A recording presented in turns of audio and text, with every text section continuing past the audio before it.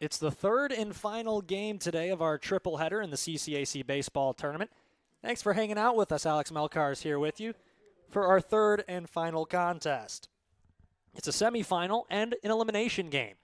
The winner goes to the tournament championship tomorrow at 4 p.m. as the first pitch swung on and hit to first base on a hop, collected over there by Navarro for Judson. And Shea Brozek is retired, one away.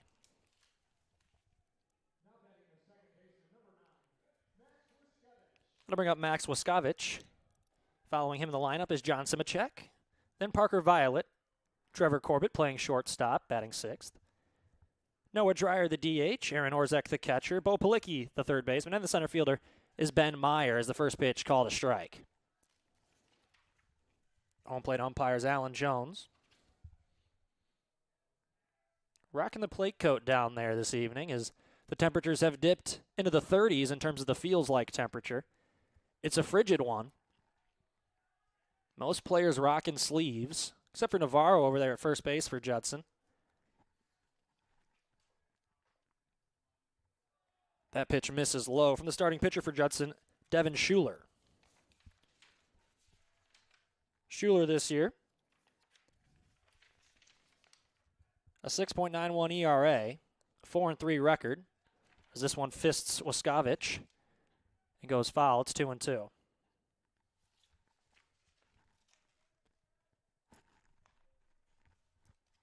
We might even be seeing some frost out here in Joliet as we are under a frost advisory at this time now. The 2-2 pitch. Up and in, almost hit Wiskovich. But Schuler on the year, 28 2/3 innings pitched, 31 hits, 27 runs, 22 earned. He's walked 14 and struck out 19.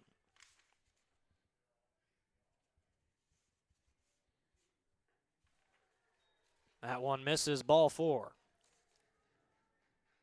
So Wiskovich reaches on a one-out walk, and here's Simacek.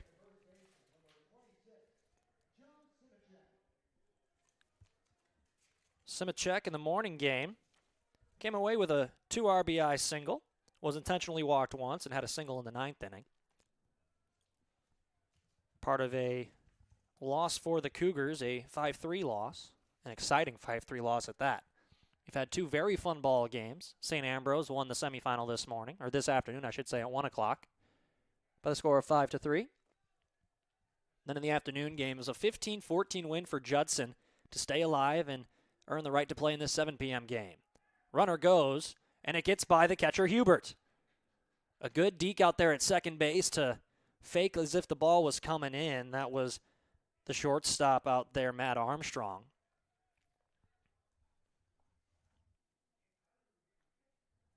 That keeps Wiskovich at second base with just the 1 stolen bag.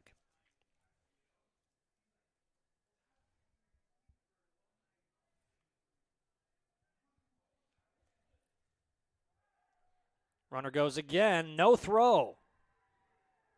The catcher, Hubert, had trouble collecting it. It's another stolen base. And now a runner at third with 1 out for the 3-hitter, Simacek. Counts 2-0. The delivery, a fastball in the outer half, it misses. It's 3-0.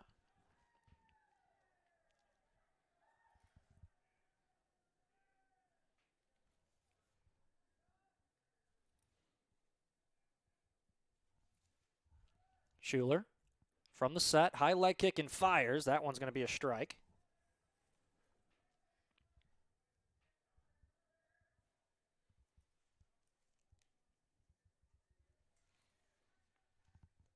Schuler on the year, a higher ERA on this staff.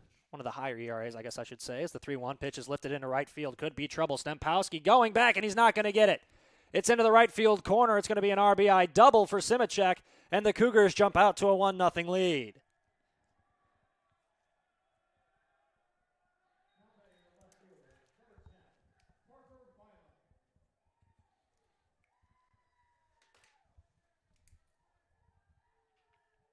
So that'll bring up Parker Violet, the left fielder for St. Xavier.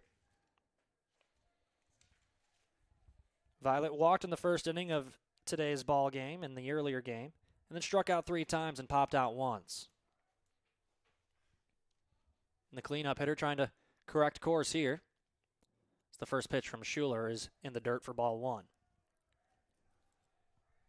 The Eagles defensively are lined up like this. Pitzer in left to right. In the outfield, it's Pitzer, Flores, and Stempowski. And on the infield from left to right, Schwartz, Armstrong, Wickett, and Navarro. Hubert doing the catching. In the other half of the battery, of course, Devin Schuler, who fires in a fastball for strike one.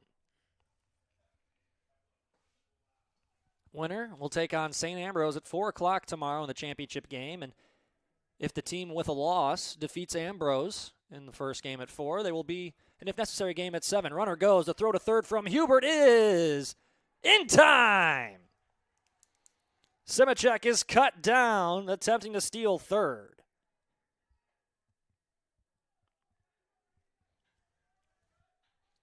The gamble does not pay off for the Cougars. The count is now 2-1.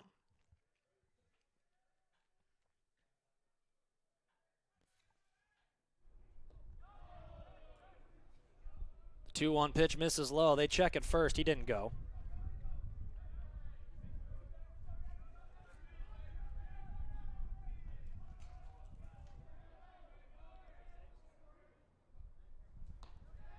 And the 3-1 pitch misses outside for ball 4.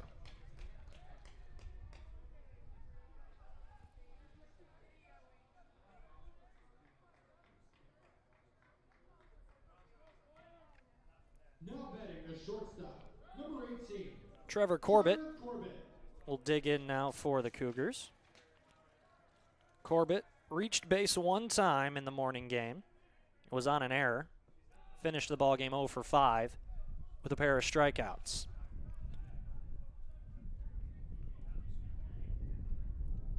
Wind howling in from center field. We've seen a couple of home runs to right field today. That's going to be the only part of the ballpark you're going to be able to muscle it out of. The wind just howling. Here's the 1-0 from Schuler. Called a strike.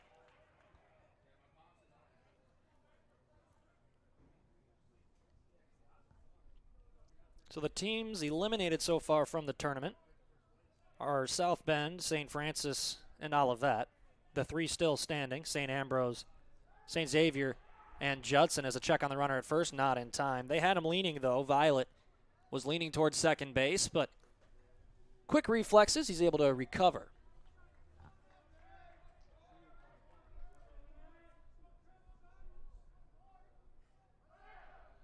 Runner goes. The throw from Hubert pulls the second baseman off the bag. Wickett unable to apply the tag there. It's the 3rd stolen base of the inning in 4 tries now for St. Xavier, and they have an obvious attack here. It's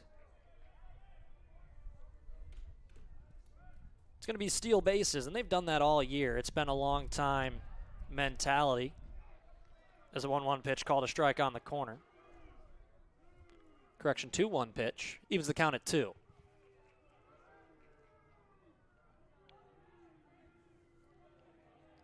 Violet, the freshman, awaits the delivery from Schuler, and he chases a high fastball for strike 3.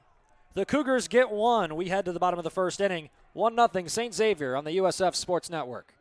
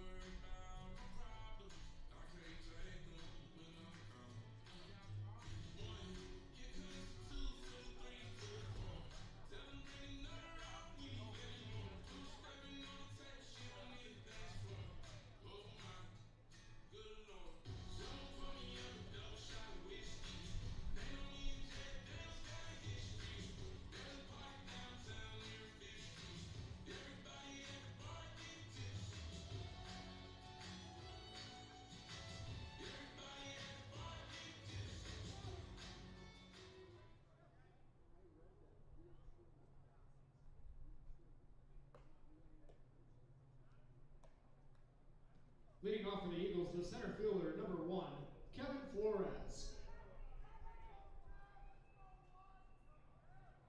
Welcome back to Slammer Stadium. Alex Melkars here with you as we entered the bottom of the first inning with St. Xavier up 1-0 after a one-run top of the first. The Eagles now coming to the plate for the first time in this contest, facing off with St. Xavier's Tyler Delvka.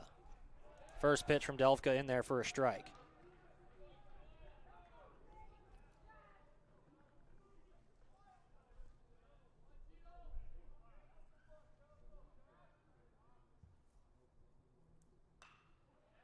The 0-1 from DeLuca, fouled away. It's 0-2. DeLuca this year a 5.89 ERA, 4-2 record in 11 appearances. This is his 12th.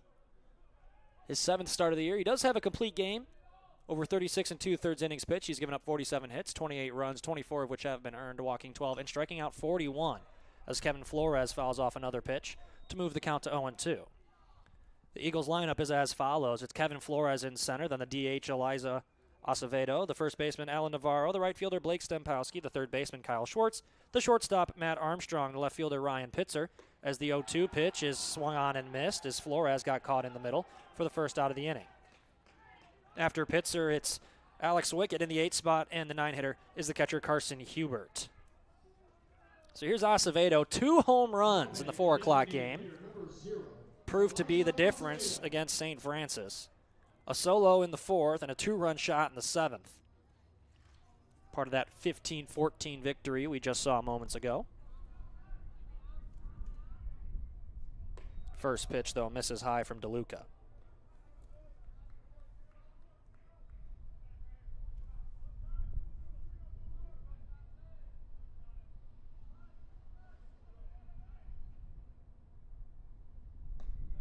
DeLuca goes to the breaking ball here, evens the count at 1. We've seen a lot of breaking balls by just about every team in the tournament today. Not too many teams attacking with the fastball.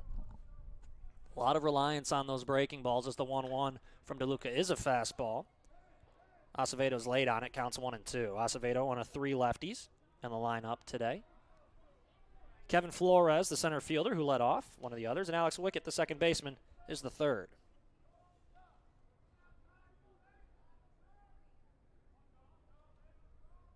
Here's the 1-2. Off the hands and foul down the third base line. Acevedo having a hard time timing up DeLuca.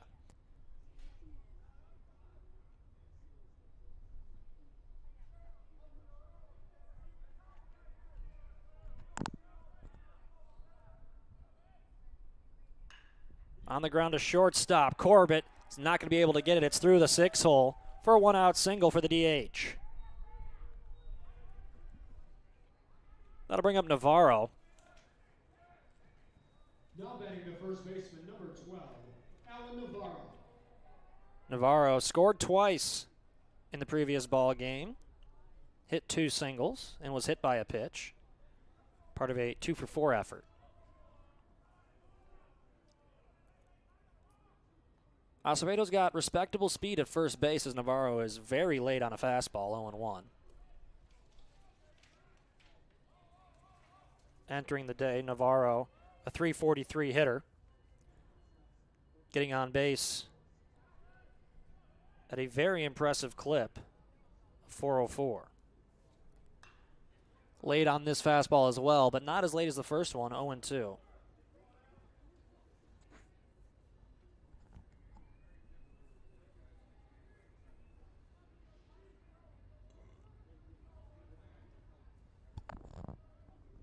The 0-2 pitch. Navarro late again on the fastball, but staying alive. See if DeLuca will move on from the fastball here. Maybe try change up or a breaking ball with an attempt to chase.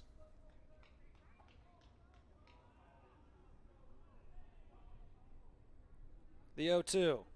Breaking ball high. So he did go breaking ball, but he didn't execute. 1-2 count, 1 out. The runner at first base is Acevedo. Judson trying to even the score here after conceding a run in the top half of the frame. Judson, the home team for the second straight game, as that one misses low. It's 2-1. Judson 34-20 on the campaign. The Cougars 33-18 as Navarro gets this one off the fists in the air. Behind second base, it's the second baseman Waskevich taking it in for the second out.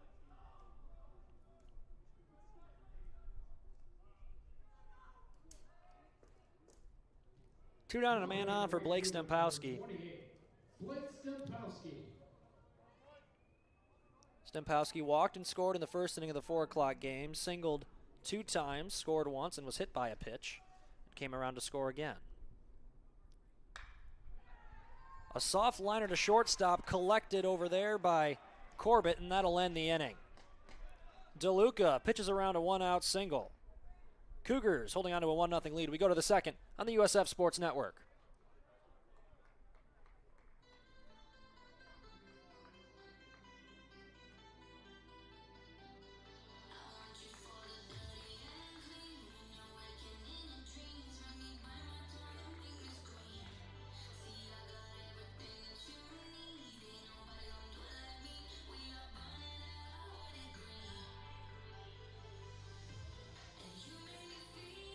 In the inning for the Eagles, no runs on 1 hit. There were no errors, and 1 runner was left on base.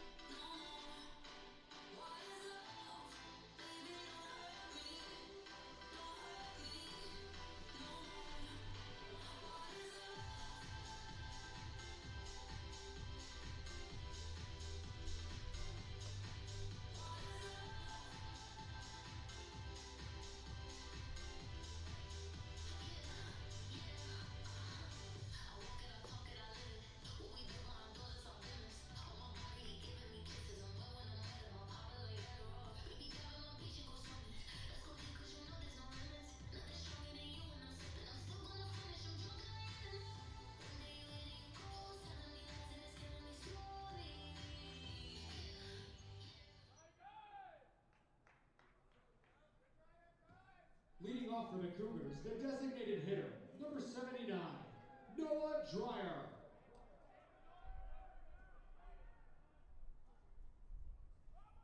Top of the second inning is led off by Noah Dreyer for the Cougars. He watches a first pitch strike from Devin Schuler. Dreyer on the season, a .359 hitter. Getting on base at a .429 clip as he watches the second pitch in there for a strike. It's 0-2.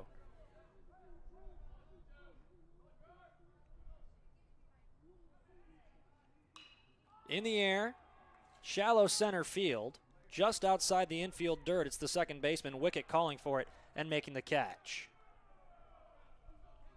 That'll bring up Aaron Orzak, the career .300 hitter. The catcher, number 34, Aaron Orzak. Fifth-year guy for the Cougars. Has been in this league a long time and has been a menace in this league for a long time as well. Not necessarily putting up the numbers he would like to this season, but a .300 hitter in his career, .303 to be exact, as he misses, or Schuler misses high, I should say. 1-0 delivery misses low. Orzak, though, still remaining patient despite the lower batting average of .204, still getting on base at a .333 clip. 2-0 a fastball that misses just low. 3-0 the count. Cougars trying to add on to their 1-0 lead after John Simicek hit a RBI double.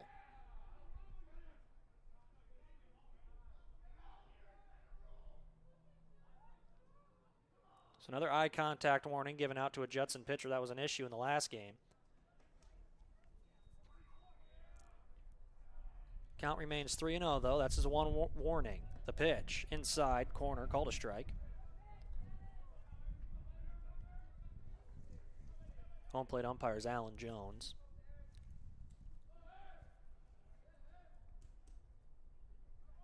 (3-1) pitch elevated to right center field. Stempowski settling underneath it and making the play. Barely had to move. Was positioned perfectly out there and right. And there's 2 down in the frame for Bo Pelicki. Now batting the third baseman, number 2, Bo Pelicki.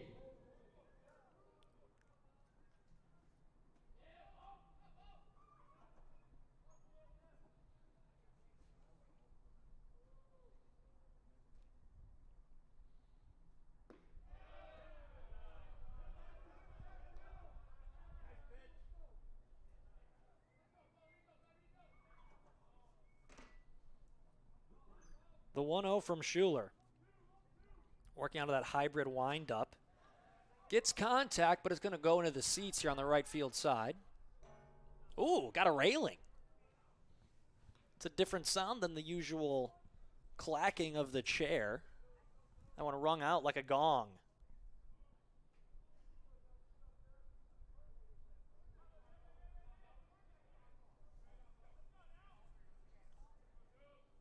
The 1-1. Breaking ball just misses low.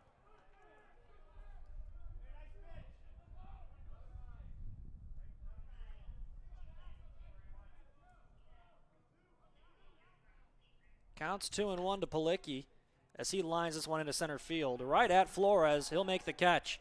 We go to the bottom of the second inning. 1-0 in favor of the Cougars on the USF Sports Network. In the inning for the Cougars, no runs, no hits, no errors, and no runners were left on base.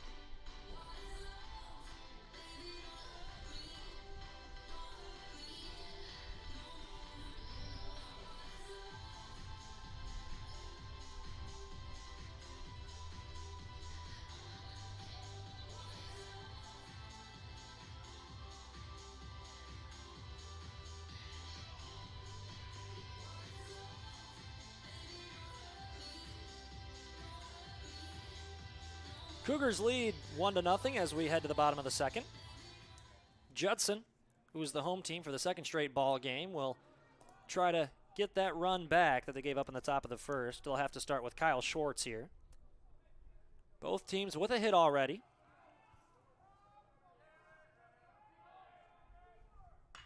First pitch swinging up the middle. Diving stop, Wiskovich. The throw in time!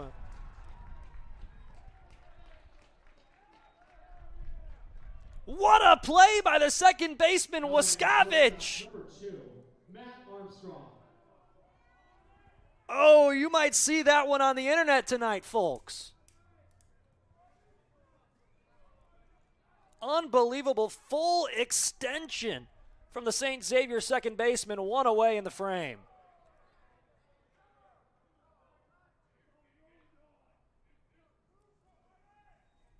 That'll bring up Matt Armstrong. And that just took all the wind out of Judson's sails there.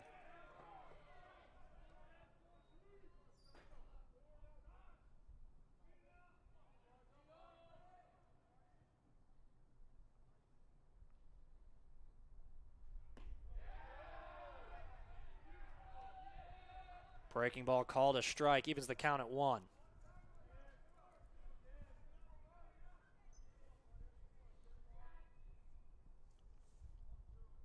DeLuca's 1-2. Breaking ball misses wide.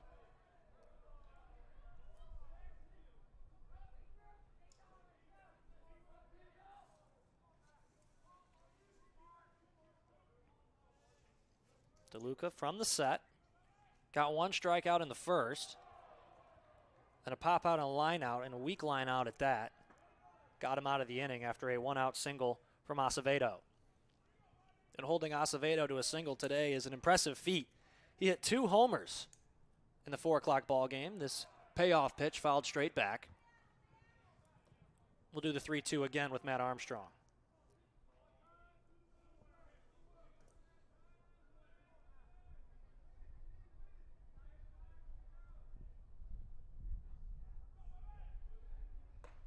Did he go around? Yes, he did.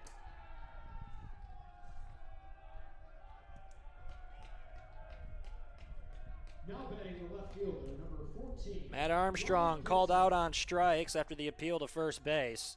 That'll bring up Ryan Pitzer, and I think Matt did go around there, and I think he'd tell you the same thing. He seemed to know it right away, too.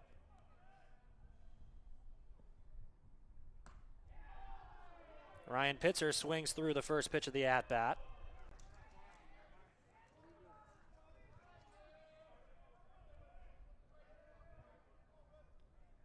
Pitzer had an RBI fielder's choice and a sac fly to go along with a double against St. Francis. Counts 0-2 after that foul ball.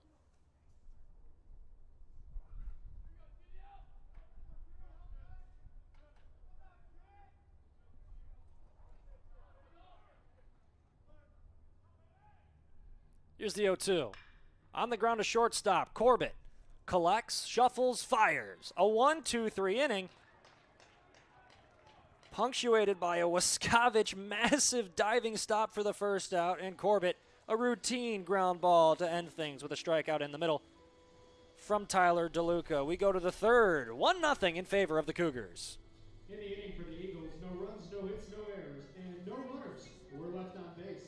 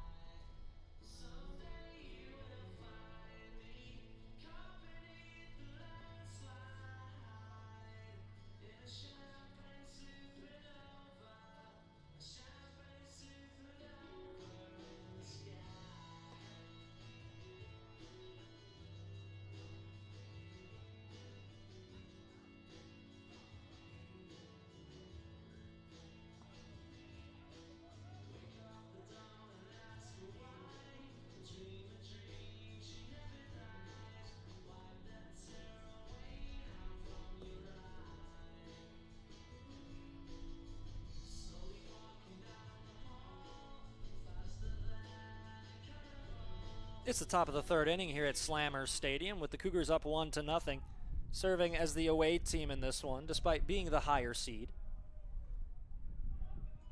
St. Xavier the 3 seed in the tournament, Judson the 4.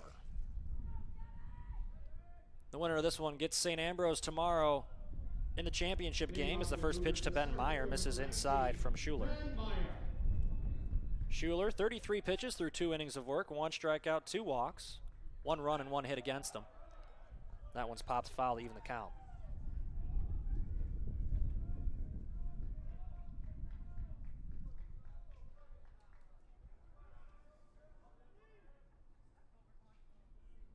The 1-1. Breaking ball fouled straight back. An impressive pitch there from Schuler. A lot of break on that one. More of a 12-6 than a slider.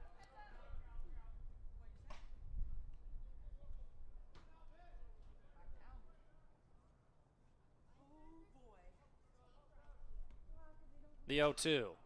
Fisted into right field. Stempowski to his right will make the catch and straight away right. 1 away. Stempowski's been playing very close to the line in right field today, regardless of who's been hitting. And St. Xavier does have a lineup of all right-handed hitters. It appears they're anticipating some late swings against Schuler's fastballs. Shea Brozick will step in. He swung at the first pitch of his first at-bat in the first inning. A lot of firsts in that sentence, as the first pitch of this at-bat is called a strike. The ground ball went to Navarro at first. It was a 3 unassisted on the first pitch of the ball game. 1-0, misses outside. Or 0-1, excuse me.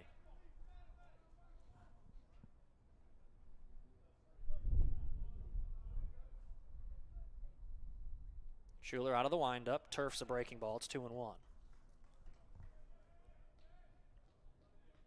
First game tomorrow at 4 o'clock. If we need the if necessary game, that'll follow immediately after. It says 7 o'clock, but I'm not a gambling man, but if I were, I'd say that's going to be a little later than 7 o'clock, as that one's fouled to the right side. Just tends to be the pattern here at the CCAC baseball tournament. Only an hour 20 behind, though, today. There have been worse days out here as the 2-2 pitch. Has the corner for a called strike 3. Schuler, some beautiful paint for the second out. A few years ago, those of you that have been around the conference for a long time will remember, we were here pretty late due to some rain delays. I believe it was the first or second day of the tournament back in 2022. 2 a.m. departure time for those of us here in the stadium. Looks like we're not going to make it there tonight, and thank God. First pitch misses low. Not that I don't mind some late night baseball, it's just I also value my beauty sleep, as the 1-0 pitch called a strike. It's 1-1.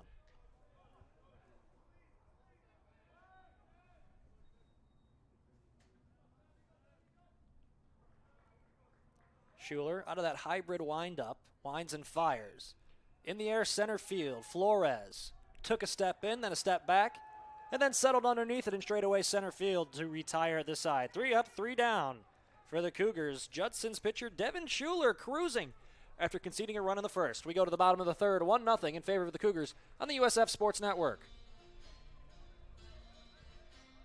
In the inning for the Cougars, no runs, no hits, no errors, and no runners were left on base.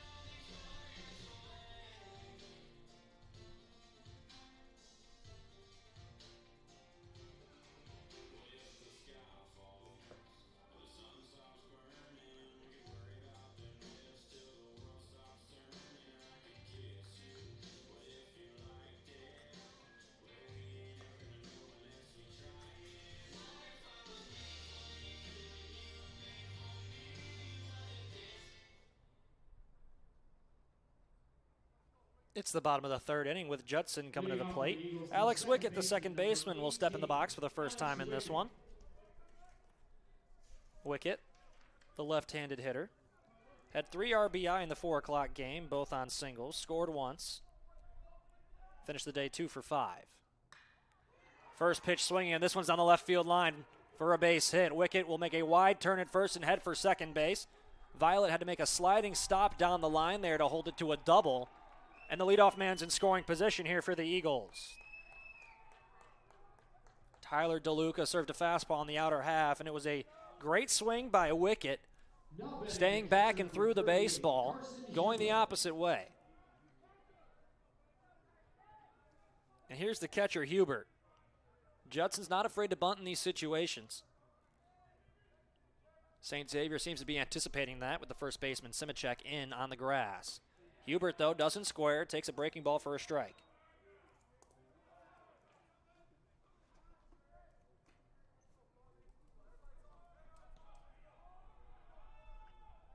DeLuca. 2 innings pitched, 2 Ks so far, 28 pitches. That one's fouled away to the right side. Both pitchers' pitch counts very reasonable at this moment in time.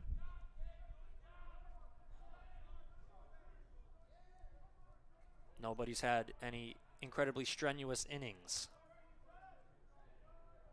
The 0-2. Swung on and missed.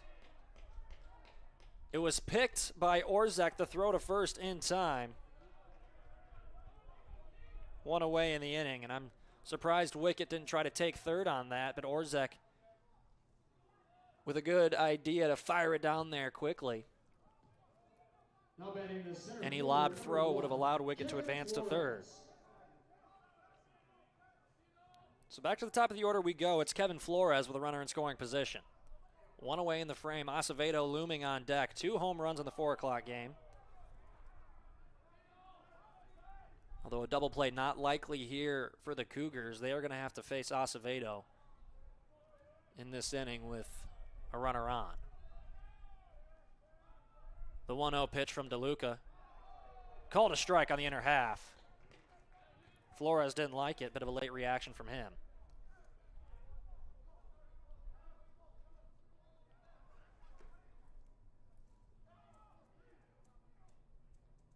The 1-1. Swung on and missed. A high fastball. Got him to chase. Count moves to 1-2.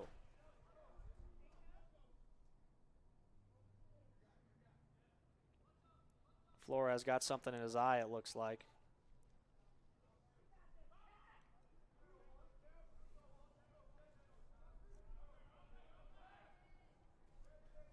And now we're ready to go again. Counts 1-2. DeLuca on the bump.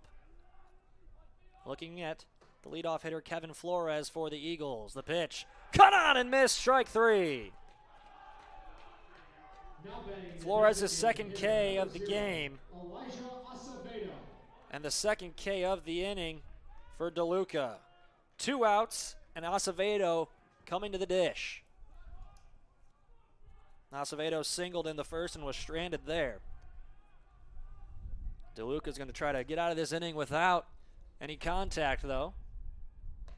As the first pitch is a breaking ball, cut on and missed. Acevedo pulled the shoulder out. Tried to put that ball to Narnia. No dice on that attempt, though. It's 0-1. Swings and misses at another low off-speed pitch. Count 0-2. DeLuca in the catbird seat, trying to pitch around a leadoff double. Wickett, the runner at second, has speed. Will certainly get the windmill on a single. The 0-2. Swing and a miss. Strike 3. 3 straight strikeouts to retire the side. We go to the 4th. Cougars up 1-0.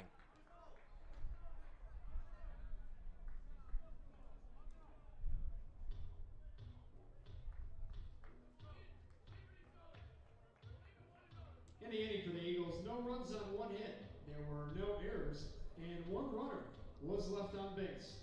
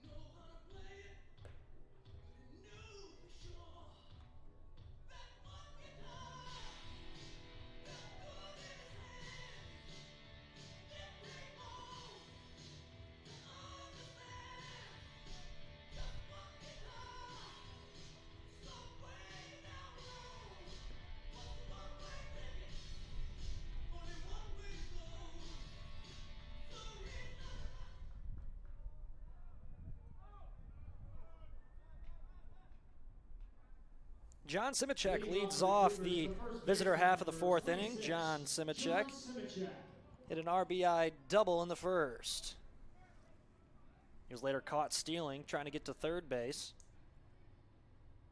which really prevented the Cougars from getting anything else in that first inning. This one skied to shallow center. Almost a miscommunication as Flores and Wickett nearly collided out there, but it's Wickett who makes the play on the first pitch pop out. Lots of early contact in these at-bats. Temperature getting colder down there as we've gotten into the 9 o'clock hour.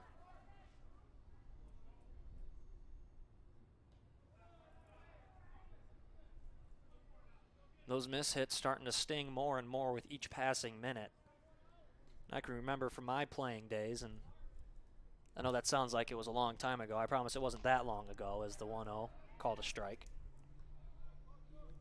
But I really did not like playing in the cold, which really stunk because I played college baseball in the state of Illinois. So that's about 75% of your season in the cold.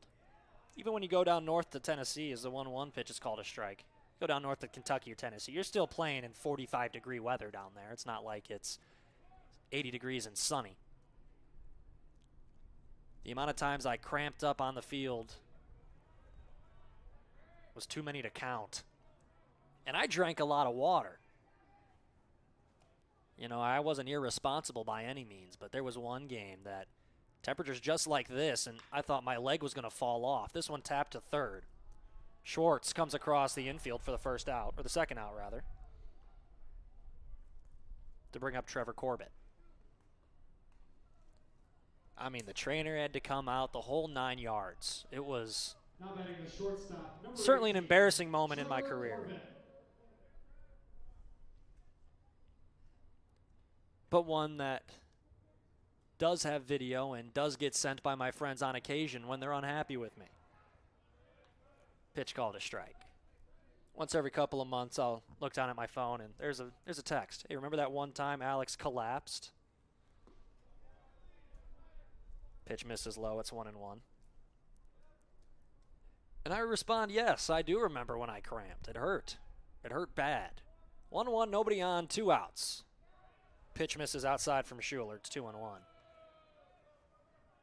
Schuler, after the RBI double from Simicek, has really settled in. Has not allowed a base runner. The 2-1.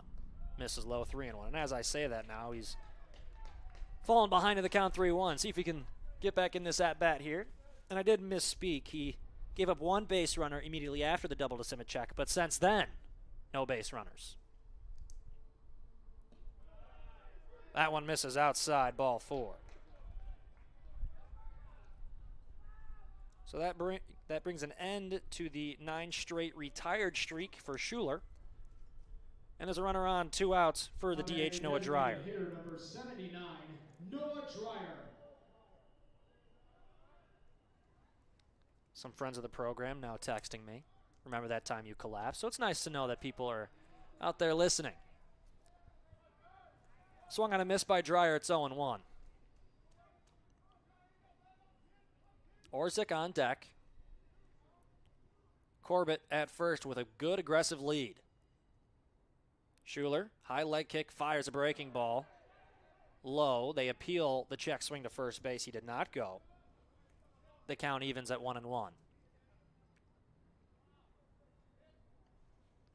First year head coach is Pat Morrow for St. Xavier. Was an assistant previously and did coach third base at times.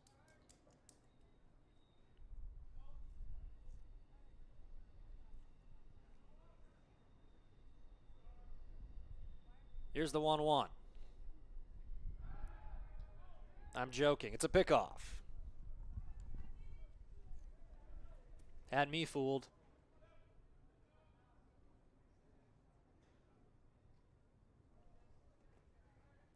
Schuler comes set. High leg kick and fires. Misses outside on the chalk. It's 2-1.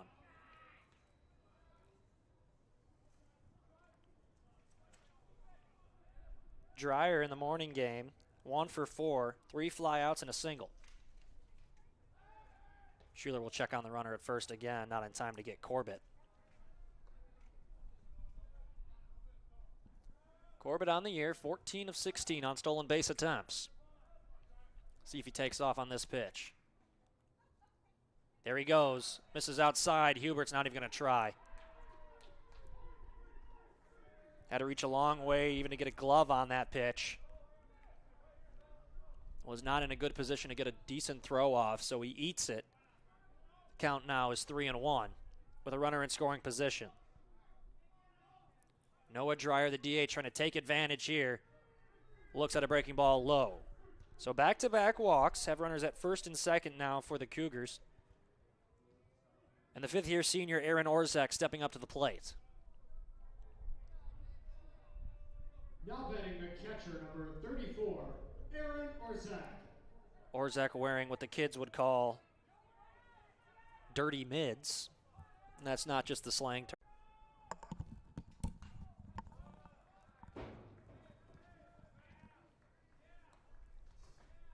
Well, we should be back on the air. 2-0 ball game here in the bottom of the fourth. Some technical difficulties up here at the CCAC tournament, which tends to happen from time to time. Thanks for sticking it out with us as the 2-2 pitch served into right field. Brazek made a run at it and laid out, but wasn't particularly close to making the play in foul territory. Count remains 2-2.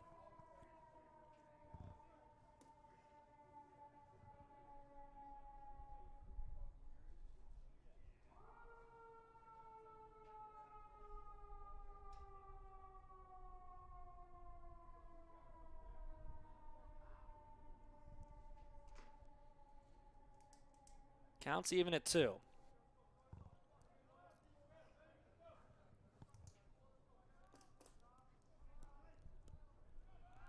Schwartz the batter. 2 down in the inning, nobody on. DeLuca fires a fastball that's fouled straight back.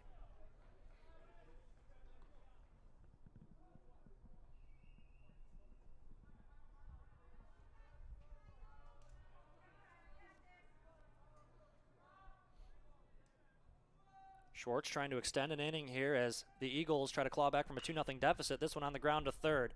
Picked over there by Palicki. Gets his footing. Fires across the infield in time. The inning is over. A 1-2-3 inning for DeLuca. He's cruising. 5 strikeouts through 4 innings pitched. Cougars up 2-0 as we go to the 5th on the USF Sports Network.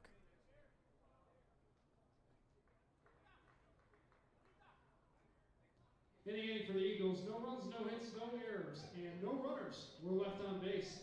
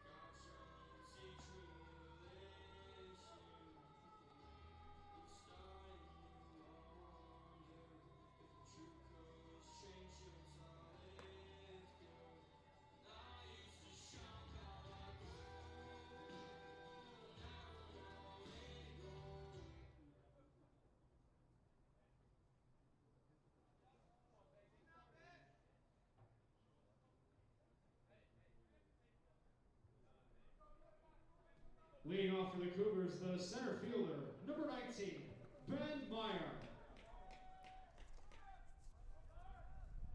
Meyer, the center fielder, will lead off here against Ben Schuler. Squares to bunt and got a good piece of it down the third baseline. Fouls it away. Looking to bunt for a hit there, but a good job by the third baseman, Schwartz. He was breaking right away. Was not fooled.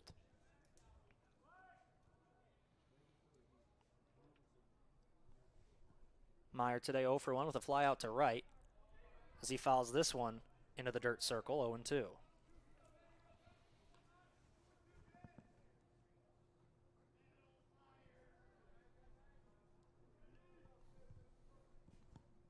I don't know about you guys at home, but I'm hungry. Have not been fed up here today, and that's my own fault. I didn't put my order in with the good friend who ran over to the McDonald's, got himself a 10-piece McNugget. Boy, did that look good. I'm going to have to feast on the game of baseball here as this one swung on and missed, and Ben Meyer will not attempt to reach first base. He'll take the walk back to the dugout after the drop third.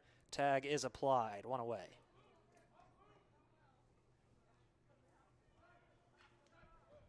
Now batting the right fielder, number 1, Shea Brozek. So back to the top of the order we go with Shea Brozek. Grounded out to first base in the first and struck out looking in the third. First delivery from Schuler misses outside by quite a large margin. Brozek ahead in the count early on.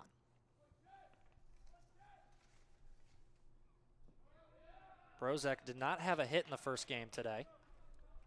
Reached on an error in the third and scored. And walked in the ninth in that one. The 5-3 loss for St. Xavier to St. Ambrose. This one off the cap and into center field for a base hit. So the reverse announcer's jinx there for Shea Brozek. He's the beneficiary of that. Now batting the second and here's baseman, Max Waskovich, who Max has put on a Waskovich. defensive clinic today. I've seen him go full extension to catch a line drive in the first game today, and now we've seen him go full extension to get a ground ball and throw the runner out on the back end of it. He comes to the plate with a runner on and one out. Walked and scored in the first, then flew out in the third, and they're going to have him picked off. Brozek gets caught leaning. A nice move from Schuler, the tag applied by Navarro, and there's 2 outs.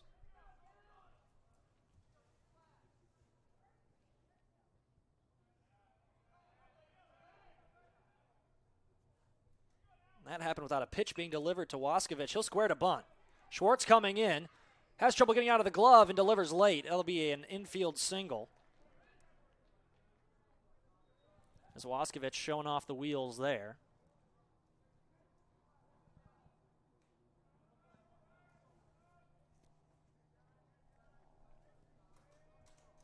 Now batting the first baseman, number 26, John Simicek. And now instead of 2 men on 1 out, just a man on 1 out after Brozek was picked off just a pitch earlier. Schuler, he's got the bug now. He's going to throw over again. Once you get one guy, you think you can get all of them. Simicek hit an RBI double in the first, popped out in the fourth. Another quick move from Schuler, not in time. Schuler today, 74 pitches, 4 2/3 innings so far. 2 earned, 4 strikeouts, 4 walks. There's a third try over there.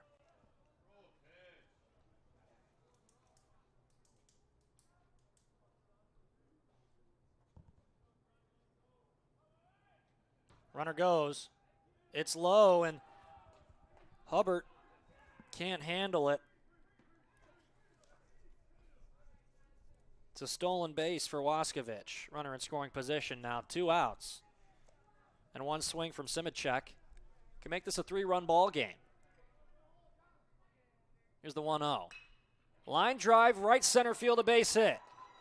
That will score Waskovich. It's the second RBI of the day for Simicek. And the Cougars lead it 3-0.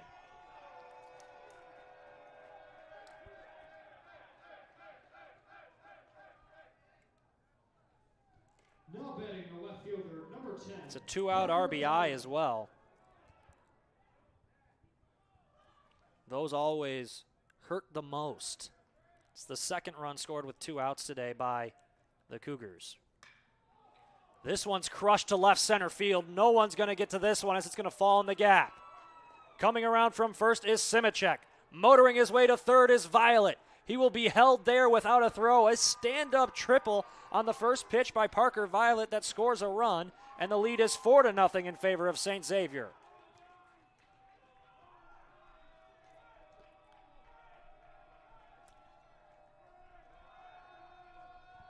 And for you White Sox fans at home, Munetaka Murakami just hit a 3-run bomb. It's now 6-0.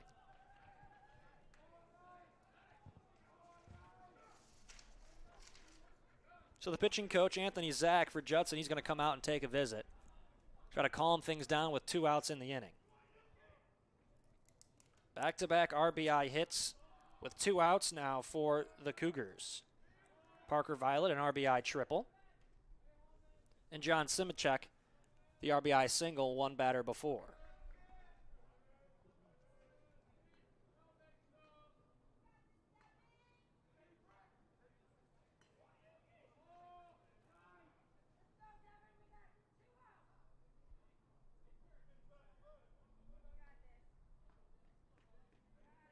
The meeting broken up now.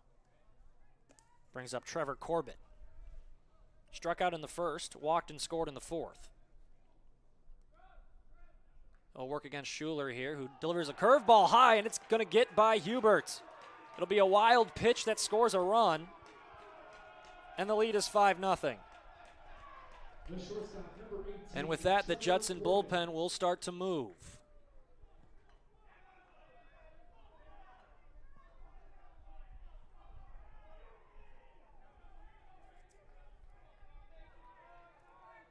Bases clear, 2 outs. 3 runs in the inning, all after 2 outs. 1-0 misses low to Corbett.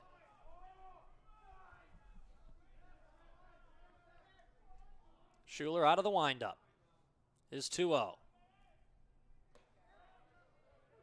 Caught most of the plate on the way through. It's 2-1.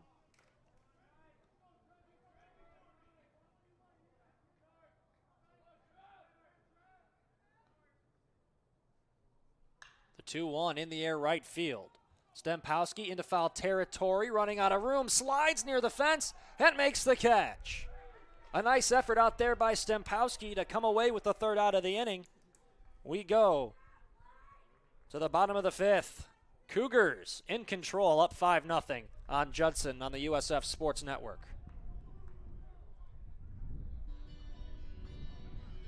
In the inning for the Cougars, 3 runs on 4 hits. There were no errors, and no runners were left on base.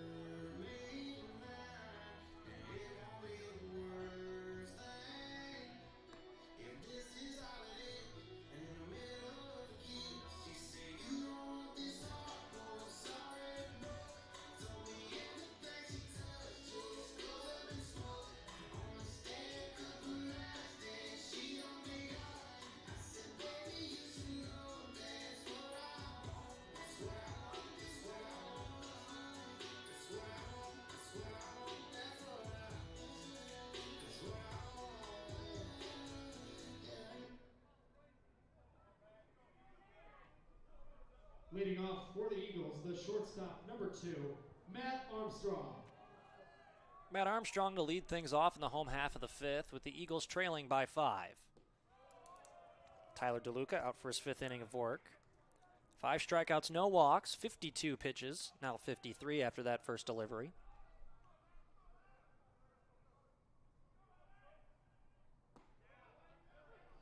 That evens the count at 1.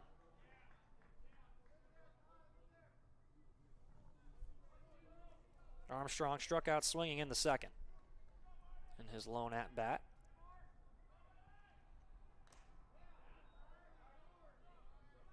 Six straight batters have been retired by DeLuca, as he's in the catbird seat against Armstrong here, 1-2. After giving up a leadoff double in the 3rd, he went strikeout, strikeout, strikeout to end that inning, and then in the 4th, 1-3 ground out, F9, and 5-3 ground out in the 4th.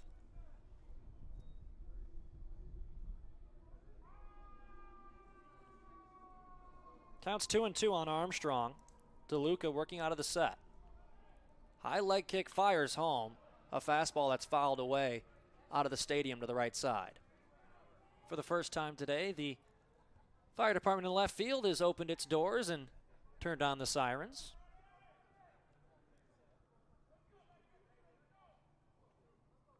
The 2-2 delivery from DeLuca fouled straight back towards us and out of the ballpark. Still waiting for one to hit the glass today in the press box area. Maybe our statistician here for Game 3, Dave Laquetta, can go home with a souvenir. Probably not, though, because he'd have to catch it. That one misses down and out. See, I said that to get a reaction out of him, and he's not even listening.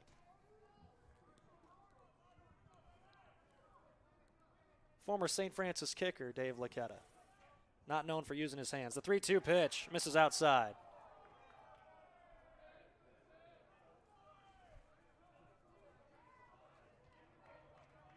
So Judson now have a man on with the dreaded leadoff walk.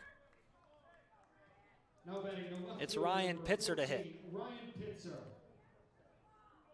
Judson trying to scratch its first run across in this contest after scoring 15 against St. Francis in the game prior to this. The first delivery to Pitzer popped up.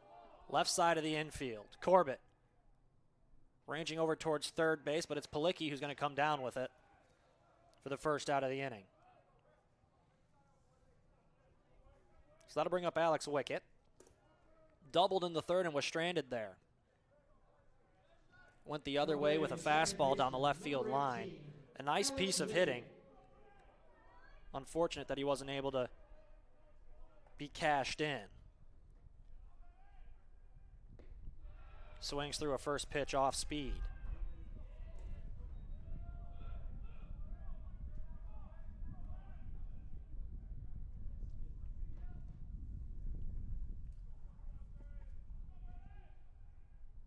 One misses wide. It's 1-1.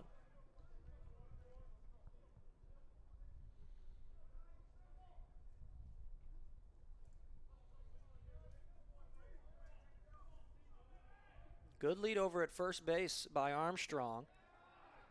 As a Wicket cuts and misses, it's 1-2.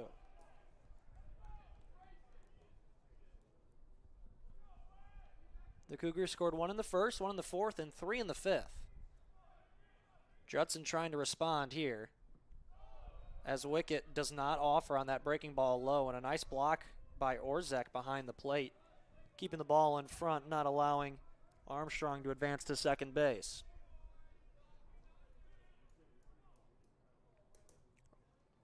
We're 8.5 hours into our day here at Slammer Stadium. First game started at 1 o'clock as they attempt the pickoff at first base, not in time.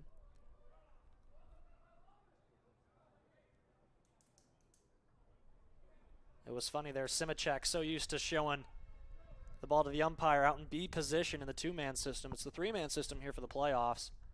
So there is an umpire with one out in A position. So Simicek showed the baseball to the umpire who's out in B, but obviously he's not the one making the call. It's the man directly behind him. 3-2 pitch coming. Misses high. Pair walks in the inning from DeLuca. Have 2 runners on and 1 out. Carson Hubert now the hitter. And they're going to pull Hubert back here for a pinch hitter.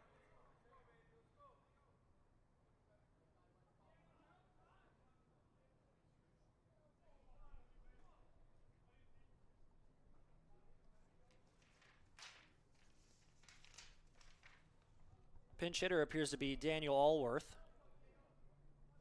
Or check that, it's Diego Munoz, the catcher out of Panama City, Panama. And I was going to say it can't be Allworth because he just threw a heck of a game against St. Francis.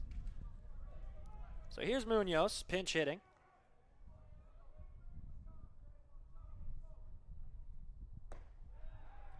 Swings and misses at the first offering. I'm sure we'll see Hubert re-enter here.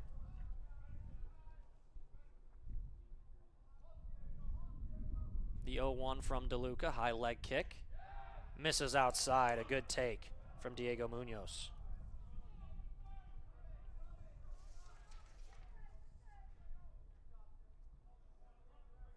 Munoz this season a 190 hitter, slugging at a 310 clip.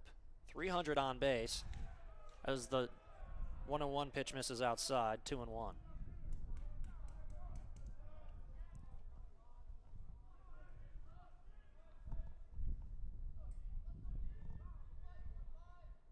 DeLuca checks on the runner at second and delivers a fastball that's fouled straight back.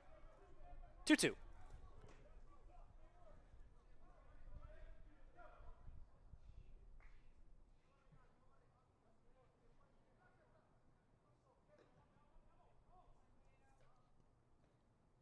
Two-two pitch, Munoz in the air, right field. Tailing foul.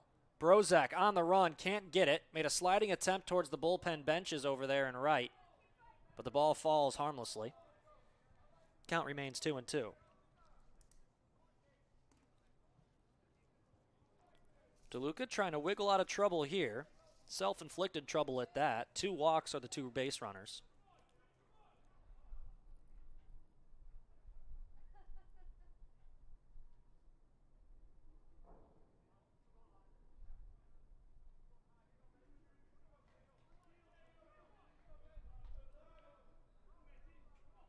Those are the first 2 walks he's conceded today as well. The 2-2 pitch on the ground towards third, but foul. Count remains 2-2. Munoz showing some heart here off the bench. It's an impressive at-bat, too, given that he wasn't even in the on-deck circle. He didn't know he was going to hit until Hubert had made his way to the dirt circle. And the Judson head coach, Evan Reichel, said, hey, come on back. We're going to pinch hit for you. 2-2 pitch, called strike 3. A breaking ball on the corner. 2 down in the frame. And we go back to the top of the order with Kevin Flores. Now batting the center fielder, number 1, Kevin Flores. And that'll bring out an assistant for St. Xavier, Chandler Kerr, with an arm warming in the bullpen for the Cougars. Wonder if they're just giving him some time. DeLuca has thrown 67 pitches so far in this one, and I'm not sure how stretched out he is at this point in the season. This is his 12th appearance and 7th start, so he's used to throwing deep into games. 36 2/3 on the season. Got a 4-2 record. Finishes this inning, he's on pace for the win.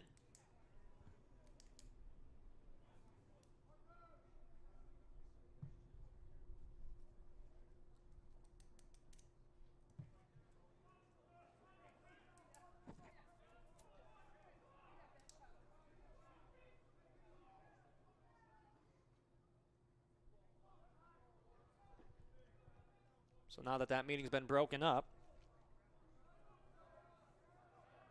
Kevin Flores will step in. 2 on, 2 outs for the center fielder. First pitch, Hunting. He flares it left side and foul onto the berm. Flores has struck out twice already today, both swinging, once in the first and once in the third.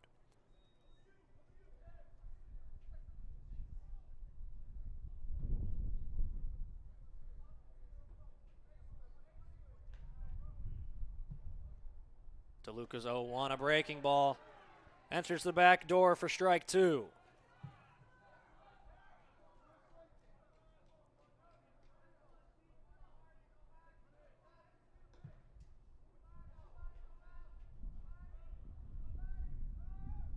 Runners go, swung on and missed. Kevin Flores strikes out for the 3rd time against DeLuca. And DeLuca escapes unscathed. We go to the 6th. Cougars in control, 5-0.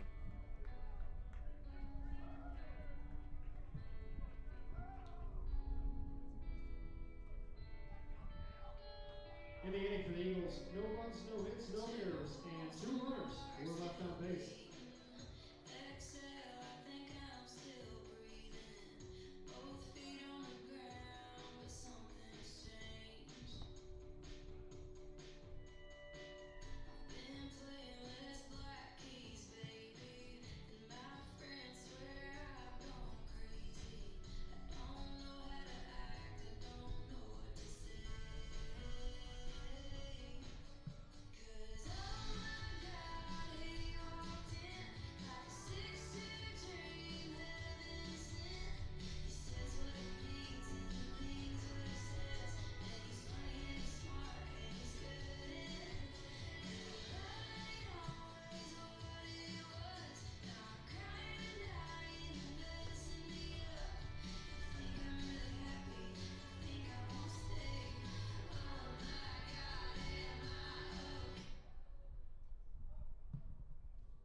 for the Cougars, the designated hitter, number 79, Noah Dreyer.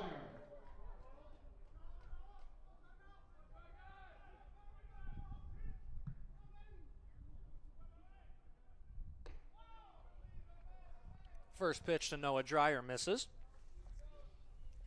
As Devin Schuler's out for another inning of work. 5 innings so far, 5 earned runs, 4 Ks, 4 walks. The DH Dreyer fouls that one straight back, 1-1. Dreyer popped up in the second, walked into the fourth. Leads off now in the top of the 6th inning with the Cougars up 5-0. Here on the USF Sports Network, the winner of this one between Judson and St. Xavier will play again tomorrow at 4 o'clock in the championship game against St. Ambrose, but they'll have to win too. This one on the ground to third. The throw from Schwartz brings Navarro up the line, but he keeps a foot on the bag for the first out. Now batting the catcher, number 34, Aaron Orzak. So that'll bring up the catcher Orzak. Flew out in the second and then hit an RBI single as a part of that 1-run fourth rather.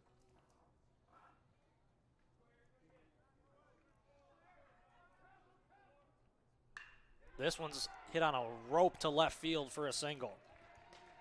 So Orzak will be lifted for Panazzo. With 1 away here in the inning. Panazzo, of course, the courtesy runner. Orzak will re-enter as a catcher.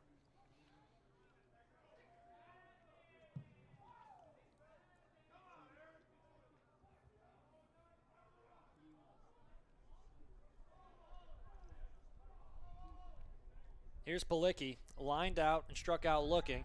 Check on Panazzo at first. He's back in safely. The third baseman, number 2, Bo Palicki.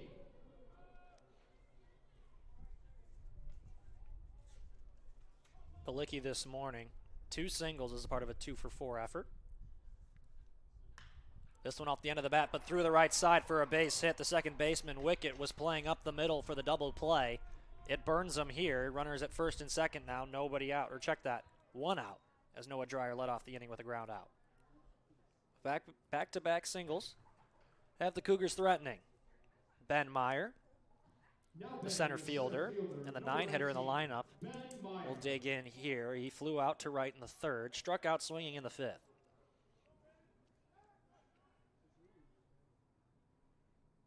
First pitch, a breaking ball, misses high.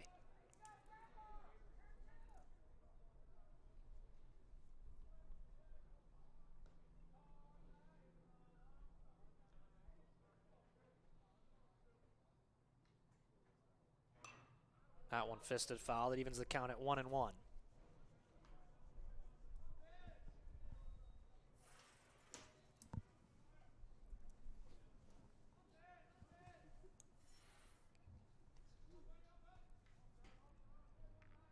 Meyer awaits the delivery from Schuler, but he'll spin and fire to second base.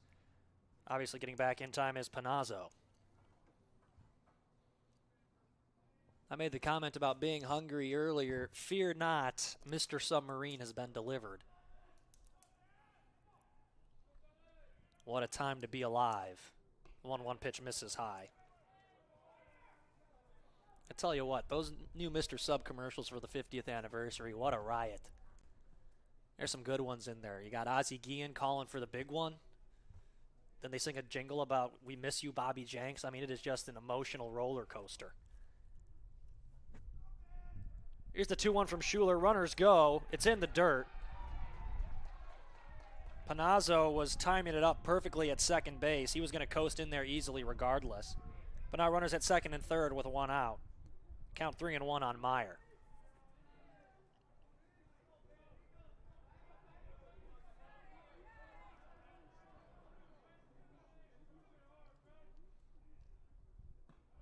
This one misses outside for ball 4. It gets away temporarily, but not far enough for anyone to advance. Sacks packed with Cougars. Now batting the right fielder, Shea Brozek at the top of the lineup, wearing number 1, just like his counterpart of the Judson top of the lineup. Kevin Flores wears number 1. Both playing the outfield. Brozek the right fielder, Flores a center fielder. Brozek singled, but then was picked off last inning. And that might be it for Schuler. Evan Ruckel is going to make a call to the pen here. With the Cougars up 5-0 and threatening in the fifth. First and second, one out when we come back on the USF Sports Network.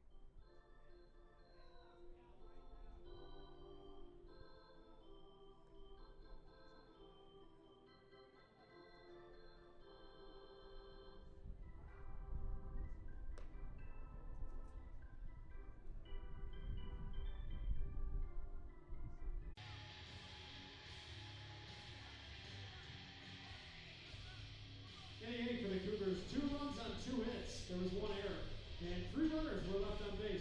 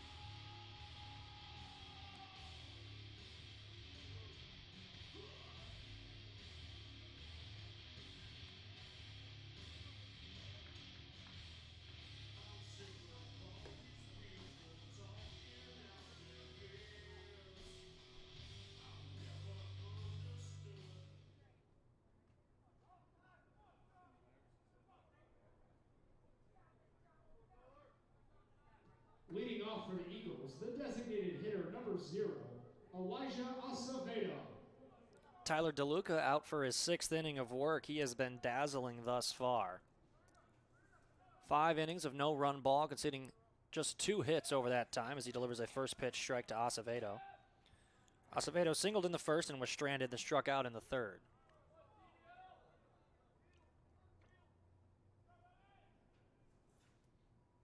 DeLuca's walked 2 and he struck out 7, one of which was looking. He's ahead 0-2 here on the always dangerous Acevedo.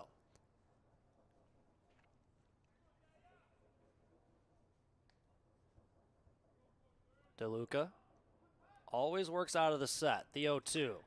In the air left field, it was a breaking ball. This sends Violet back, still going. It's going to carry over his head. It's off the wall for a leadoff double. Elijah Acevedo showing off some Oppo Taco power there. Now batting the first baseman. And with the way the wind's blowing today, you did not think it was going to carry, but Violet had his back turned to the field at one point and was on a dead sprint trying to track that one down. Here's Alan Navarro. Popped up in the first, grounded out in the fourth. It was a ground ball that deflected off of the pitcher DeLuca and directly over to the first baseman Simicek, who stepped on the bag. Very unlucky result if you're Navarro.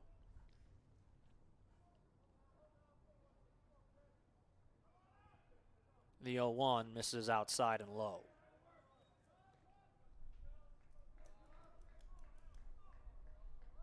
DeLuca has thrown 80 pitches, 58 for strikes. Almost a 75% strike percentage. The 1-1 pitch hits him inside. 2 on, nobody out. Judson might have something cooking here as they try to come back from a 7-0 deficit. Now batting the right fielder, number 28, Blake Stempowski. That'll bring up Stempowski. Lined out in the first, flew out in the fourth. RBI chance for him here. Swings and misses at the fastball. He's late on it. DeLuca now 83 pitches into this outing. We'll be looking at his pitch count very closely as the 0-1 misses outside. As there will be some interesting decisions to come from Pat Morrow as to what he wants to do with his bullpen as he tries to plan to get through tonight's game, then potentially 2 games tomorrow if they were to win. They're going to pick off at first base, not in time.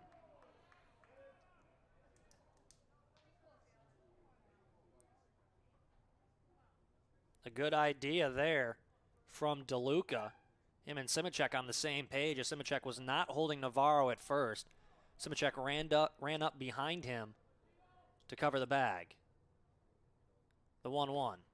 Swung on and missed a high fastball that Stempowski got a piece of, but it goes directly into the glove of Aaron Orzek.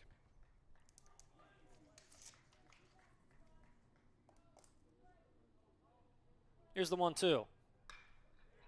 Line drive right field, base hit. Fielded on a hop by Brozek, and he has trouble with it. Still holding him up at third was the head coach of Judson. Brozek was bobbling and fumbling with it in right field, but no runs come across. The base is now loaded with nobody out, and I can understand the thought process of Coach Reichel there. You don't want to make an out at the plate, especially not the first out when you're chasing 7. Now batting the third baseman, number 21. You're looking to have a long inning here, and with nobody out, it's not worth the gamble. You're going to trust your guy Kyle Schwartz here to get the job done. First pitch from DeLuca misses low. DeLuca now with nowhere to put the runners as we've entered the 10 o'clock hour here at Slammer Stadium. Here's the 1-0. Misses high. It's 2-0. A pitcher moving with some urgency now in the first base side bullpen for St. Xavier. As DeLuca comes set and fires home his 2-0. That one misses low. It's 3-0. DeLuca on the verge of walking in a run here. And what could very well be his last batter of the contest. The 3-0. Called a strike at the bottom of the zone.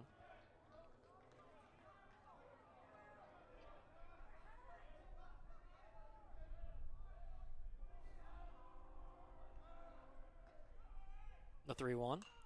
Fouled straight back over our heads. It's 3-2. DeLuca trying to come back from down 3-0 in the count here. He's brought it to 3-2. Looks into Orzek for the sign, comes set. Deep breath and fires. Breaking ball pounded on the ground to third. Palicki collects and throws to first. They'll take the 1 out there. A run will score on an RBI ground out. And it's 7-1 as the Eagles have broken through for the first time. And with runners at second and third and 1 out, that appears that's going to be it for Tyler DeLuca. The Cougars will make a change. We'll get you the info on the new guy when we come back on the USF Sports Network. Judson threatening in the 6th.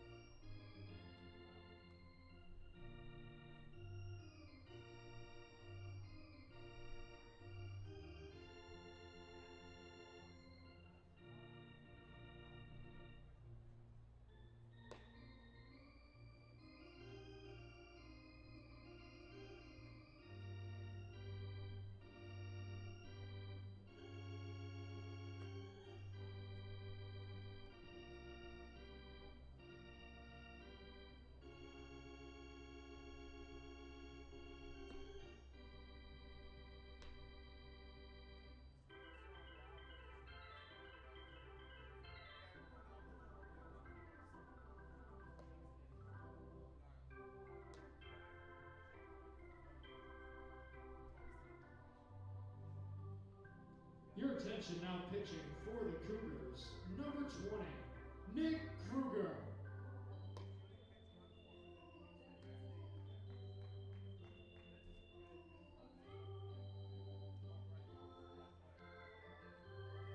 Tyler DeLuca gives way to Nick Cougar. He's the new arm in for the Cougars here. Cougar on the season, a 4.8 ERA, a 4-1 record in 18 appearances. All of them have been in relief. 2 saves on the year. 45 innings pitched, 46 hits, 26 runs, 24 earned. He's walked 17 but struck out 42. So averaging just under a 9 Ks per 9. He inherits 2 runners on and 1 out. First pitch from Cougar. A breaking ball that buckled Matt Armstrong, excuse me. Almost said Neil Armstrong. Shows you how long I've been up in the booth today. My mind is starting to wander. The 0-1 pitch misses outside. Armstrong struck out swinging in the second and walked and was stranded at second in the 5th. Eagles with 1 run home in the inning already, trying to add on to that total here. That one misses outside, 2-1.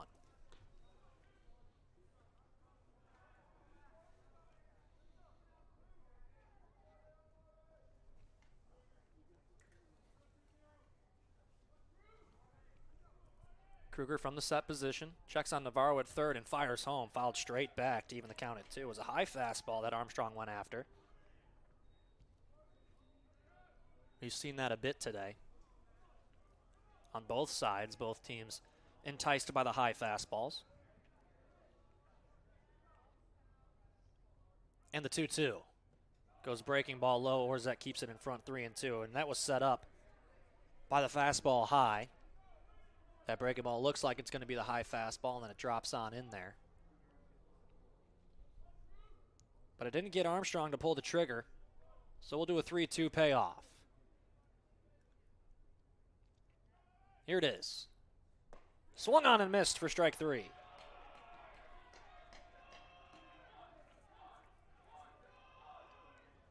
Armstrong strikes out for the second out of the frame, his second strikeout of the day.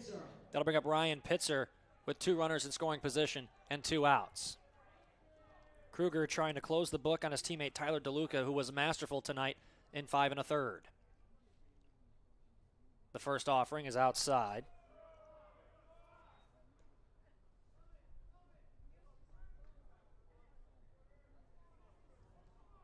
Cougar taking his time a little bit, not exactly a fast worker out there.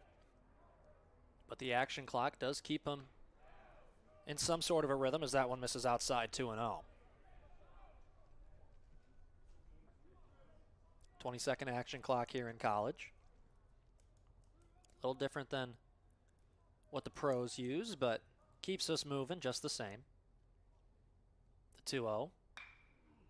To third, picked over there by Palicki. The throw to first is high, but not too high for Simacek. He comes down with it and touches the bag to end the inning. A fantastic pick over there at third, and I think that was more of a look what I found moment for Bo Palicki rather than a set-up backhand, but it works out all the same. It ends the inning, and Nick Cougar gets out of the jam. 1 run home for the Eagles. We go to the 7th. Cougars up by 6.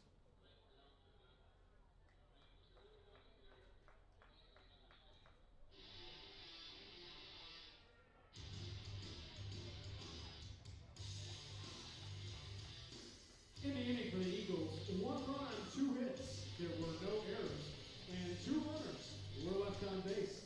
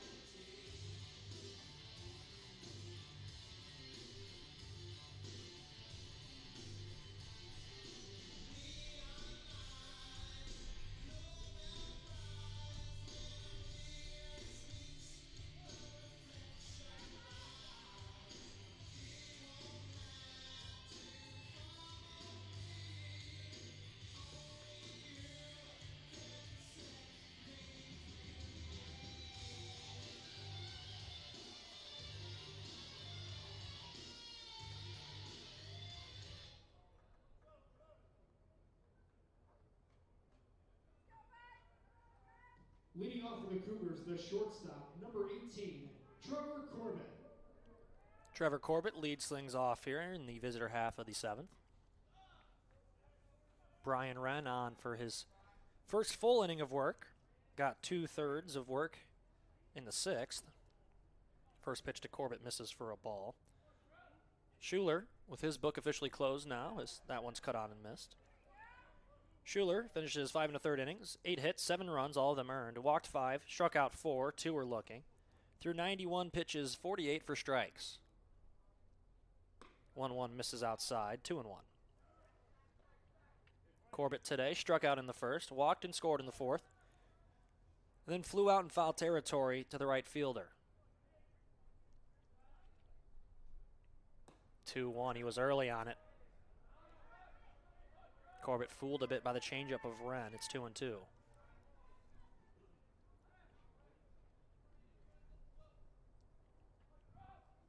Wren out of the windup. Misses low. Counts 3-2.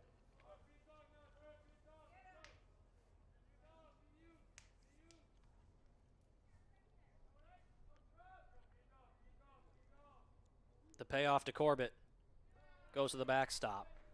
It's ball 4. And Corbett didn't appear to know it was ball 4, but he's fine with the result. That'll bring up Noah Dreyer, the DH. Now batting the designated hitter, number 79, Noah Dreyer. Dreyer popped out to second base in the 2nd. I was right the first time. Not sure why I second guessed. Walked in the 4th. Grounded out in the 6th. I don't exactly have the best handwriting in the world, so sometimes my chicken scratch even fools me, if you can believe that or not. Dreyer shows bunt but pulls back on an inside fastball, 1-0.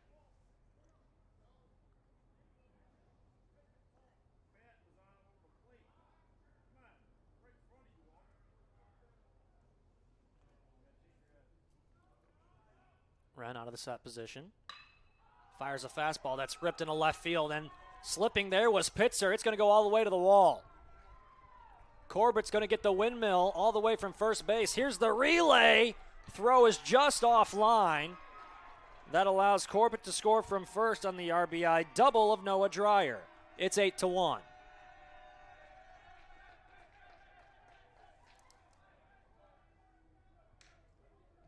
Now batting the catcher, number 34, Aaron Orzak.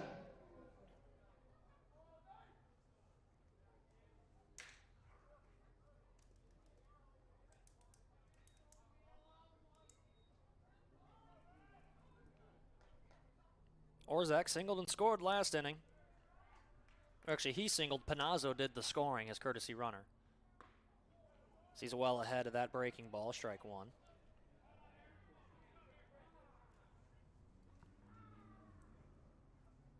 The Cougars looking to hold on and advance to tomorrow's championship series. It's not a best out of 3, but St. Ambrose, if they win the first game, will be crowned the champion. In the event that the winner of this contest beats St. Ambrose at 4 o'clock tomorrow, they'll play an if necessary game at 7, in which the winner will take it all. Counts 0-2 on Orzak. Wren fires home and spikes it in the dirt, 1-2.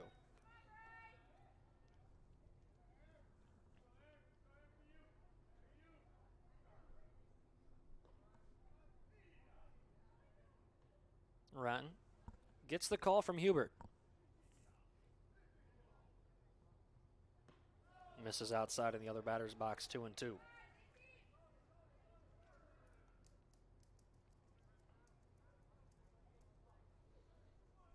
Judson trying to find a spark. So they have 9 outs now to make up 7 runs, and that number could grow still as the counts run full on Aaron Orzak after it was 0-2.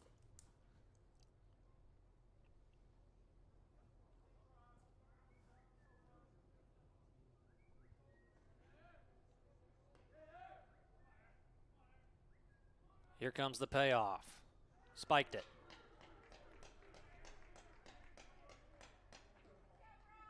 So Orzak will touch first and be lifted for Panazzo.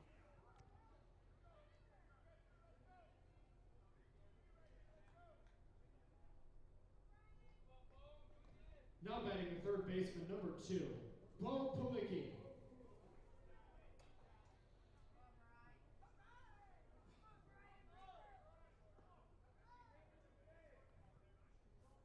Bo Palicki will step in. He singled and scored in the 6th, stole a base as well. In the 2nd inning, he lined out, and in the 4th, he struck out looking. Runners go on the first pitch. Palicki squares to bunt. That gets people away from the bases. It's an easy couple of swiped bags. 2 runners in scoring position now.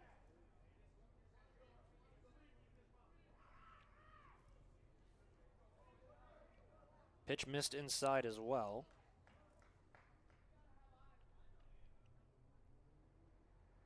It's going to be a pitch clock violation against the hitter, Palicki. That'll make the count 1-1.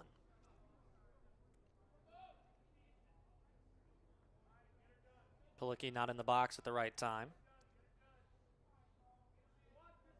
So now we'll go to work from here. Wren out of the windup. Tries the inside fastball on Palicki. Palicki fouls it off his leg. Counts 1-2.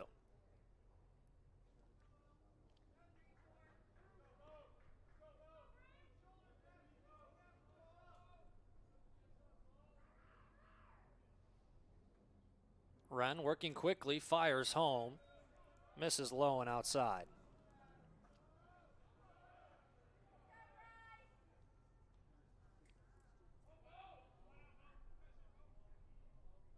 Wren again working quickly. This one lined into left center field by Palicki. 1 run is home.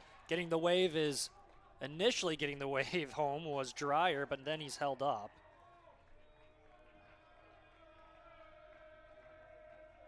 Brings home a run anyways. It's an RBI single for Palicki.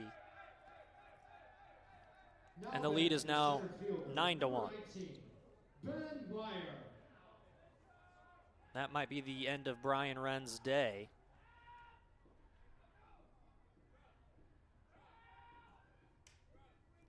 And it is. New arm coming in for the Eagles. We'll give you the scouting report when we come back. Cougars up 9-1 in the top of the 7th here on the USF Sports Network.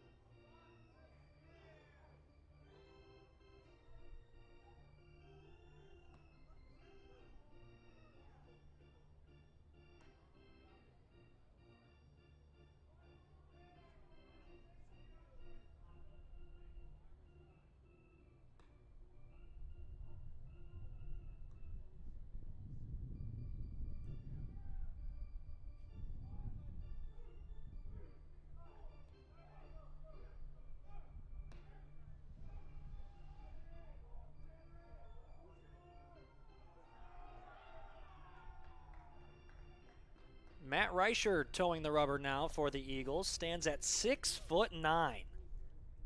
By far the tallest person on the ball field here tonight. 200 pounds out of Sycamore, Illinois, a transfer from Elgin Community College. On the season this year, Reicher, a 7.36 ERA. No record in 9 appearances. 11 innings pitched, 14 hits, 11 runs, 9 earned. He's walked 8 and struck out 11. Reicher will face the bottom of the order here in Ben Meyer, but the top of the order looming on deck in Shea Brozak. It's a 9-1 ball game. The runner goes. Called a strike, and into second base with a stolen base is Bo Pelicki. Another no throw from Hubert.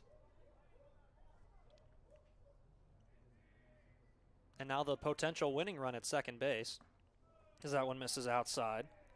There is run roll here in this round of the tournament. Only the championship is void of the 10-run rule. The 1-1 pitch from Reicher, a breaking ball that's tapped foul. Counts 1-2. Reicher rivaling the height of White Sox pitcher Noah Schultz, another local product.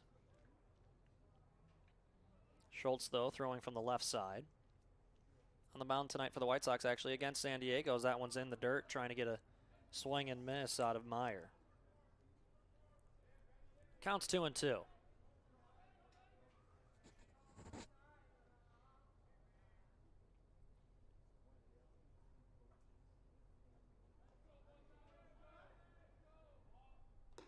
Misses high, 3-2. Meyer flew out to right in the third, struck out swinging in the fifth, walked and was stranded at third in the sixth.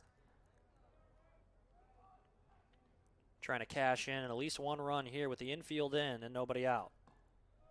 He'll walk instead to load the bases. That'll bring up Brozek. 1 for 4 on the day. One hit came in the fifth. It was a single. This is the third straight inning we've seen Shea Brozek dig into the batter's box on the right side. The Cougars have put up runs now in 4 straight innings. 1 in the fourth, 3 in the fifth, 2 in the fourth, and now 2 in the seventh and counting with the bases loaded and nobody out. First pitch swinging. He pulls a fastball foul, 0-1.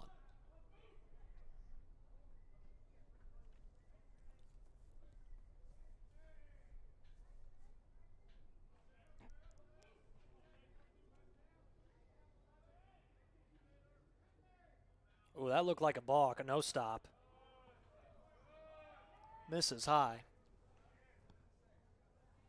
Would have been interesting to see them call that there if Reicher is working out of the set.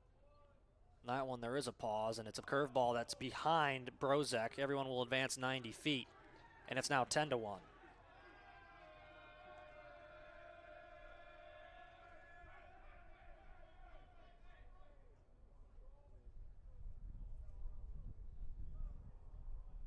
Counts 2-1.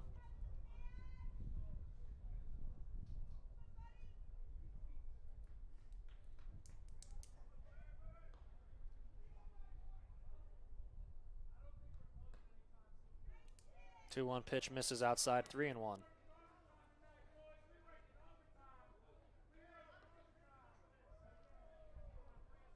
Brozek trying to cash in the run that will put the Cougars up by 10. That one misses high. It's a walk to load the bases up once again. Brozek at first, Meyer at second, Pelicki at third. Waskovich is the hitter. He struck out looking last inning. Singled and scored in the fifth, walked and scored in the first. Sandwiched in between there is a fly out in the third to center field. Waskovich.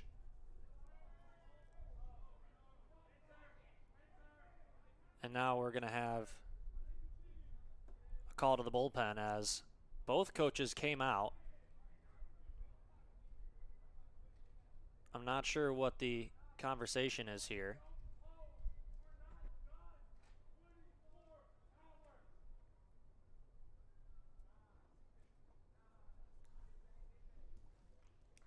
It appears the pitching coach made the call to the pen, and the head coach, Evan Reichel, went to home plate to talk with Alan Jones. We'll get you the info on the new arm when we come back. You're watching CCAC Tournament Baseball on the USF Sports Network.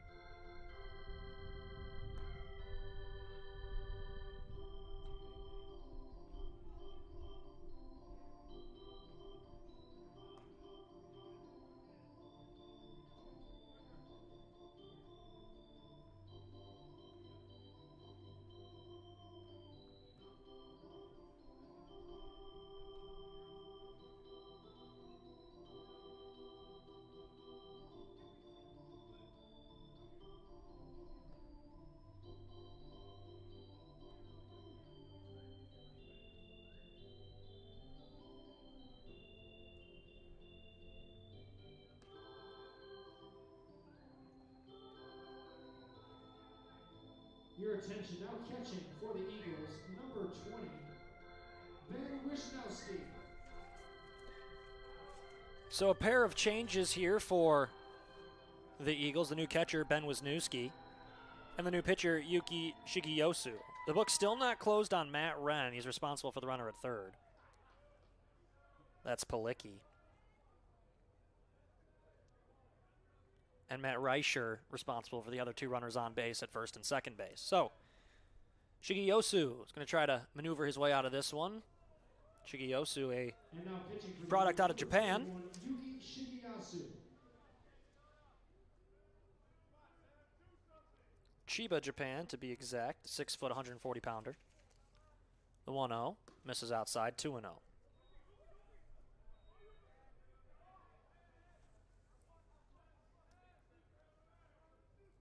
As I mentioned already this inning, there is a 10-run rule in effect tonight. The Cougars on the verge of putting it into action, as that one's bounced home. It's 3-0, and Judson, I think, is just at a point where they've used so many pitchers to get through their last couple of games. Of course, some injuries yesterday as well did not help that cause.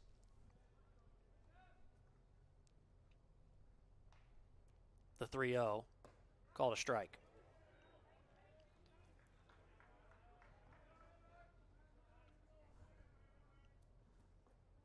Sometimes you just run out of arms, and I think that's what we're seeing here at the end of this ball game as that one misses down and in. Bring home run number 11 for the Cougars.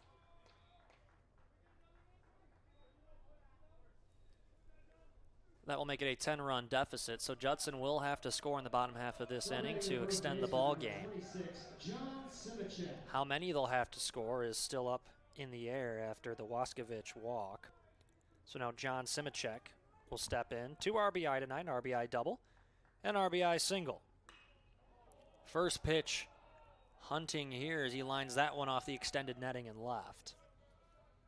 He was all over the fastball there of Shigeyosu.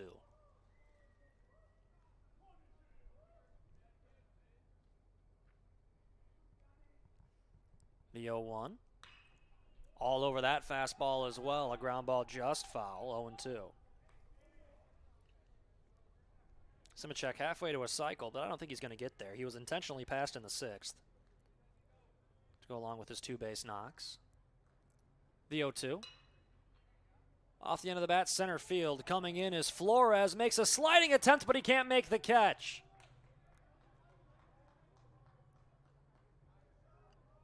Flores comes up hurt.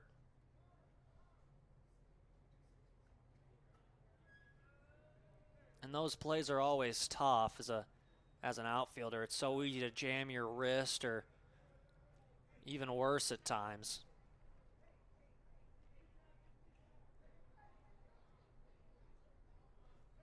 And Kevin Flores still down, holding that right side. So we're going to step away while they tend to him. Cougars score on the sacrifice fly, rather on the single. It's 12-1.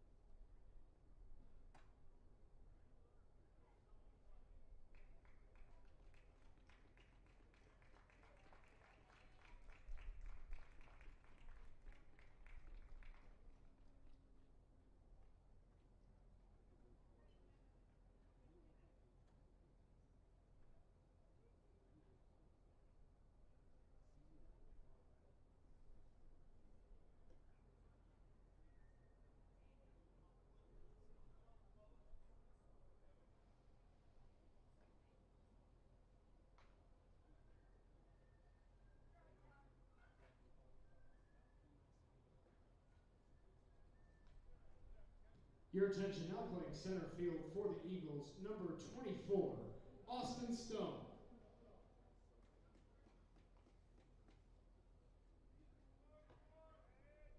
So Kevin Flores exits with injury. We hope he's all right.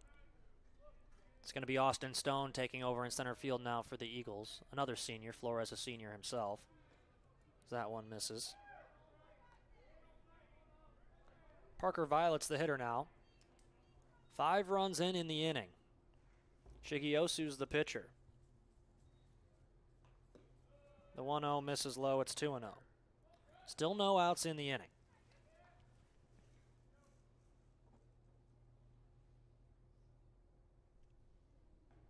The 2-0 misses wide, 3-0. There is another arm warming in the Judson bullpen, as well as an arm warming for the Cougars down in right. As Shigiosu's 3-0 pitch catches the inside corner.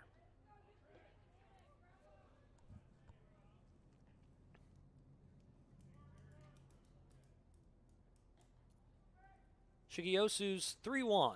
Hit him.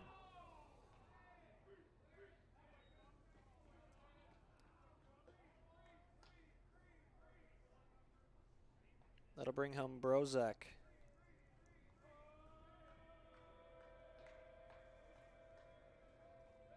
Waskovich at third, Simicek at second, and now Violet, after getting hit by the pitch, is at first. 18, Trevor Corbett.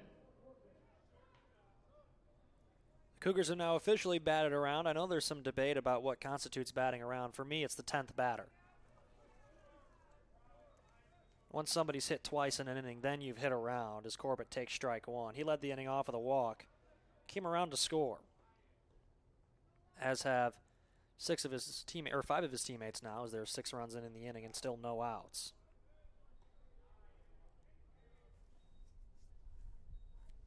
Scores 13-1. 11 hits on the evening for St. Xavier, 4 for Judson. 1-1 pitch on the ground, past the diving Schwartz and in the left field. Cougars go station to station. It's 14-1.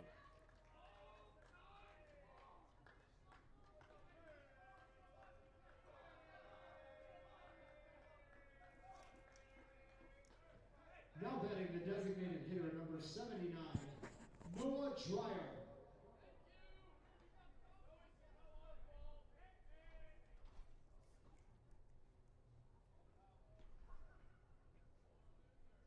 Conversation being had with the first base dugout.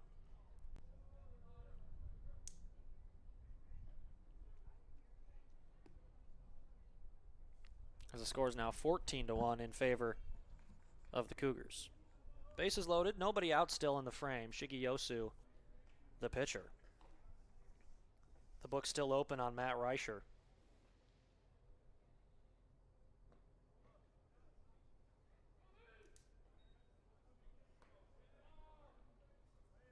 Actually, I beg your pardon. His book is now closed, so he goes 0+, giving up 2 runs. As the 1-0 delivery, called a strike. Noah Dreyer in the batter's box now for the Cougars for the second time this inning. Doubled and scored. Had an RBI. That was earlier this inning.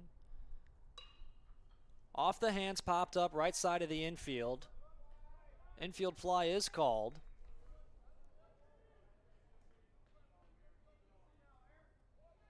One down. Now batting the catcher, number 34, Aaron Orzak.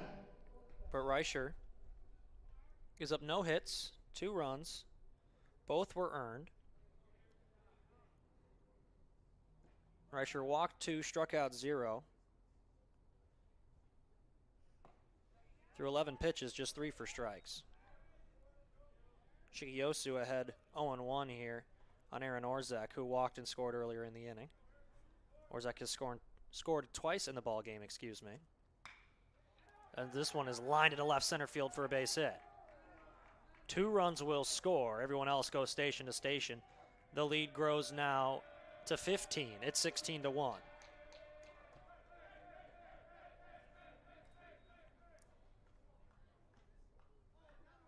Second RBI of the day for Orzek. And that's going to do it for Shigeyosu.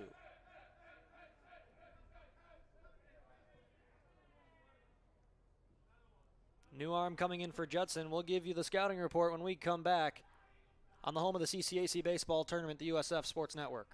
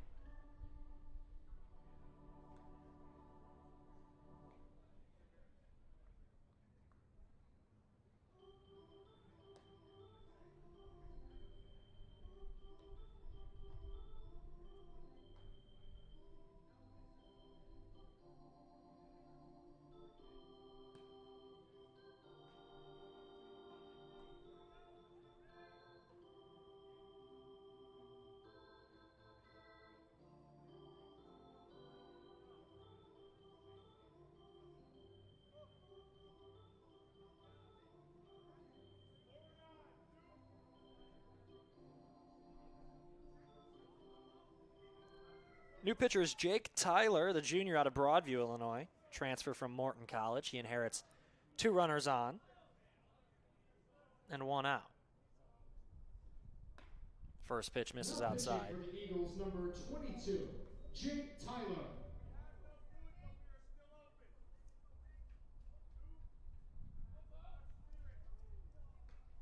Bo Palicki's the batter. Watches a ball outside, 2-0. Palicki singled with an RBI earlier on this inning, came around to score after stealing a base. One of the now 9 St. Xavier players to cross home plate this frame. That one called a strike, 2-1.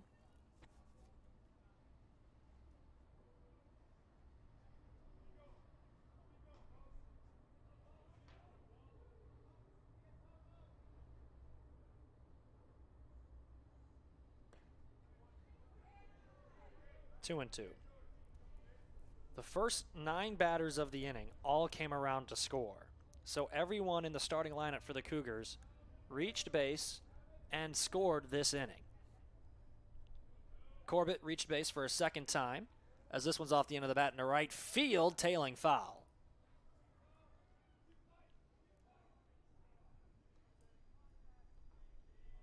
Noah Dreyer popped up on the infield for the first out. And now Orzek reached for the second time this inning with an RBI single. Just before Bo Palicki's at bat, which is happening now against Jake Taylor, taking over for Yuki Shigeyosu, who is responsible for the 2 runners on base. Tyler's 2-2 to Palicki. Fouled off. St. X seems destined now for a trip to the championship game, barring a miraculous comeback from the Eagles. That game at 4 o'clock tomorrow against St. Ambrose right here at Slammer Stadium. Gates open an hour prior as this one's in the air to right field. Stempowski was playing in, and it's over his head. 1 run is home. They're going to hold the second runner as the throw gets away on the infield, but It doesn't matter as Panazzo holds up with 1 out. Corbett comes around to score, and it's now 17 to 1. It's now a 10-run inning. Ben Meyer.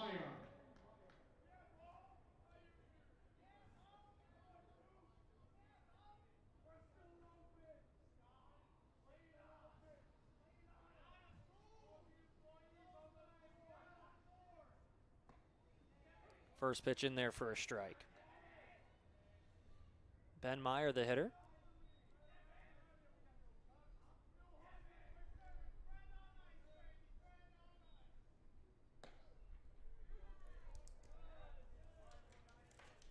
Count quickly 0-2. Second RBI of the inning, by the way, for Palicki in the second knock. Here's the 0-2. Swung on and missed for strike 3. Ben Meyer chased a breaking ball out of the zone.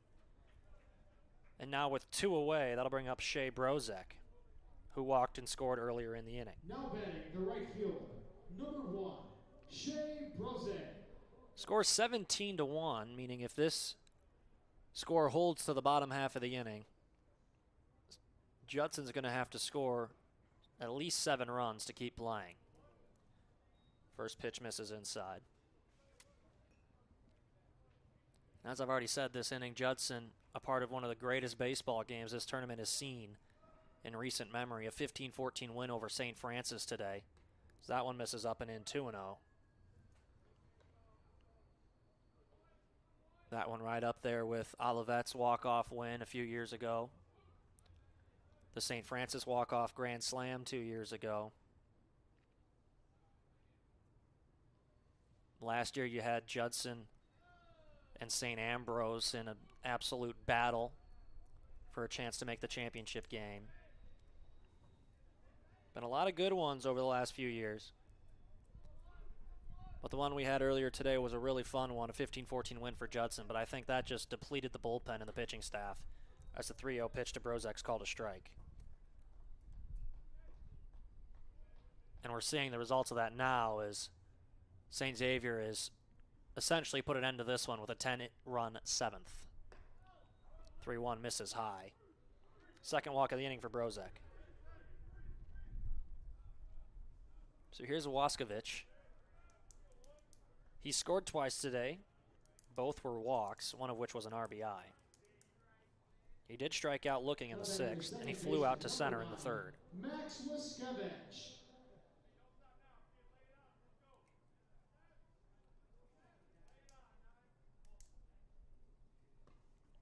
First pitch here from Tyler, called a strike.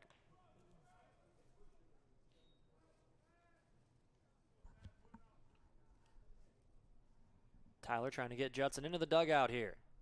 It's been a long inning, both in terms of the runs and the time, as it's now 10:45 local time here in Joliet.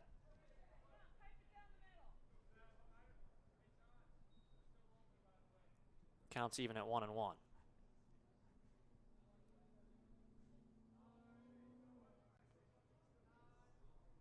Tyler lines and fires.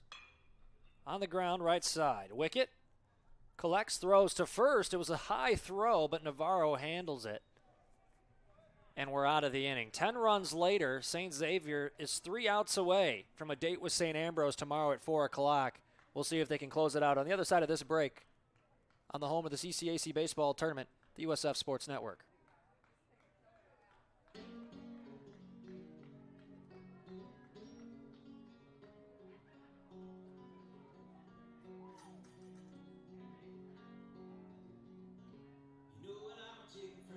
In the inning for the Cougars, 10 runs on 6 hits.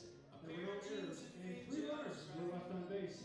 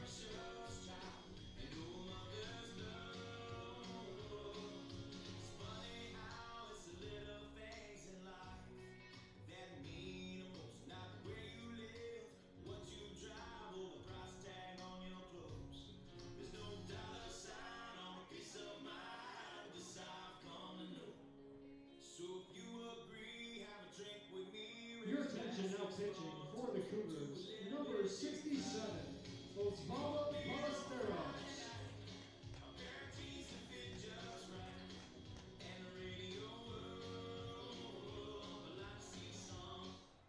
Osvaldo Ballesteros Jr. taking over now for the Cougars, the senior pitcher out of Berwyn. Ballesteros this season, a 6.0 ERA in 11 appearances, 2 starts on the year. He's got a 2-0 record.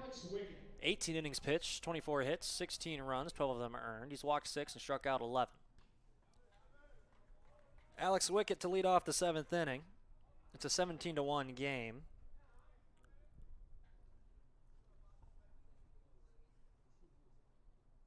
The Eagles need to score 7 runs to keep this game going. Wickett ahead 2-0 in the count.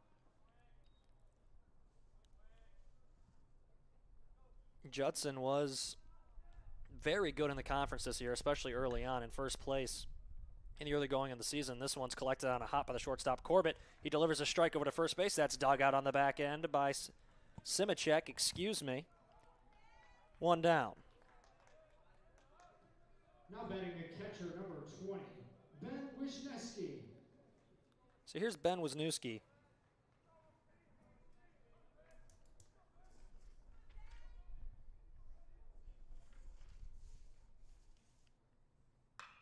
First pitch swinging to the right side, gloved on a backhand by Simacek.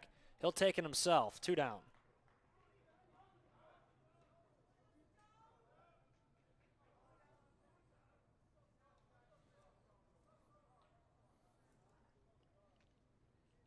So that'll bring up Austin Stone, who's in for the injured Kevin Flores, with 2 outs in the inning. 24, Austin Stone.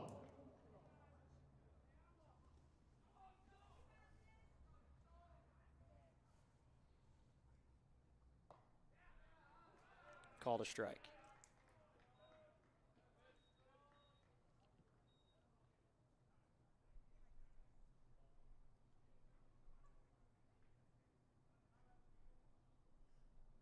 Ballesteros is 0-1, misses high. Stone on the year. Saw a decent amount of action. As Ballesteros is 1-1, is fouled away down the left field side. Stone, a .265 hitter. 7 starts this year. This is his 19th appearance. .278 on base. Stone, a senior, awaits the 1-2 that misses outside. The Cougars 1 out away from a date in the championship game tomorrow.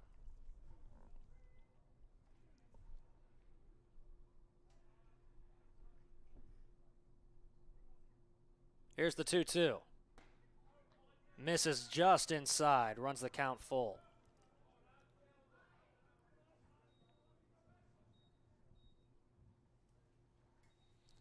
It's been a fun day here. A couple of close ball games, and St. Xavier showing off the offense here in the last one, as that'll do it. Austin Stone swings through a fastball for the final out of the game. Your final score, St. Xavier 17, Judson 1. Judson's season ends in the semifinal here in the elimination bracket. The Cougars advance to take on St. Ambrose tomorrow in the championship game at 4 p.m. right here on the USF Sports Network inside Slammer Stadium here in Joliet. That'll be a fun one. Jake DiLorenzo will have the call for you at 4 p.m. If St. Xavier wins, they'll play again right away at 7 p.m. in the winner-take-all, if necessary, game. For everyone involved in getting today's tournament done, Dave Laquetta, Amanda Jensen taking care of the stats. Jake DiLorenzo helping out, doing the pitch clock as well throughout the day today.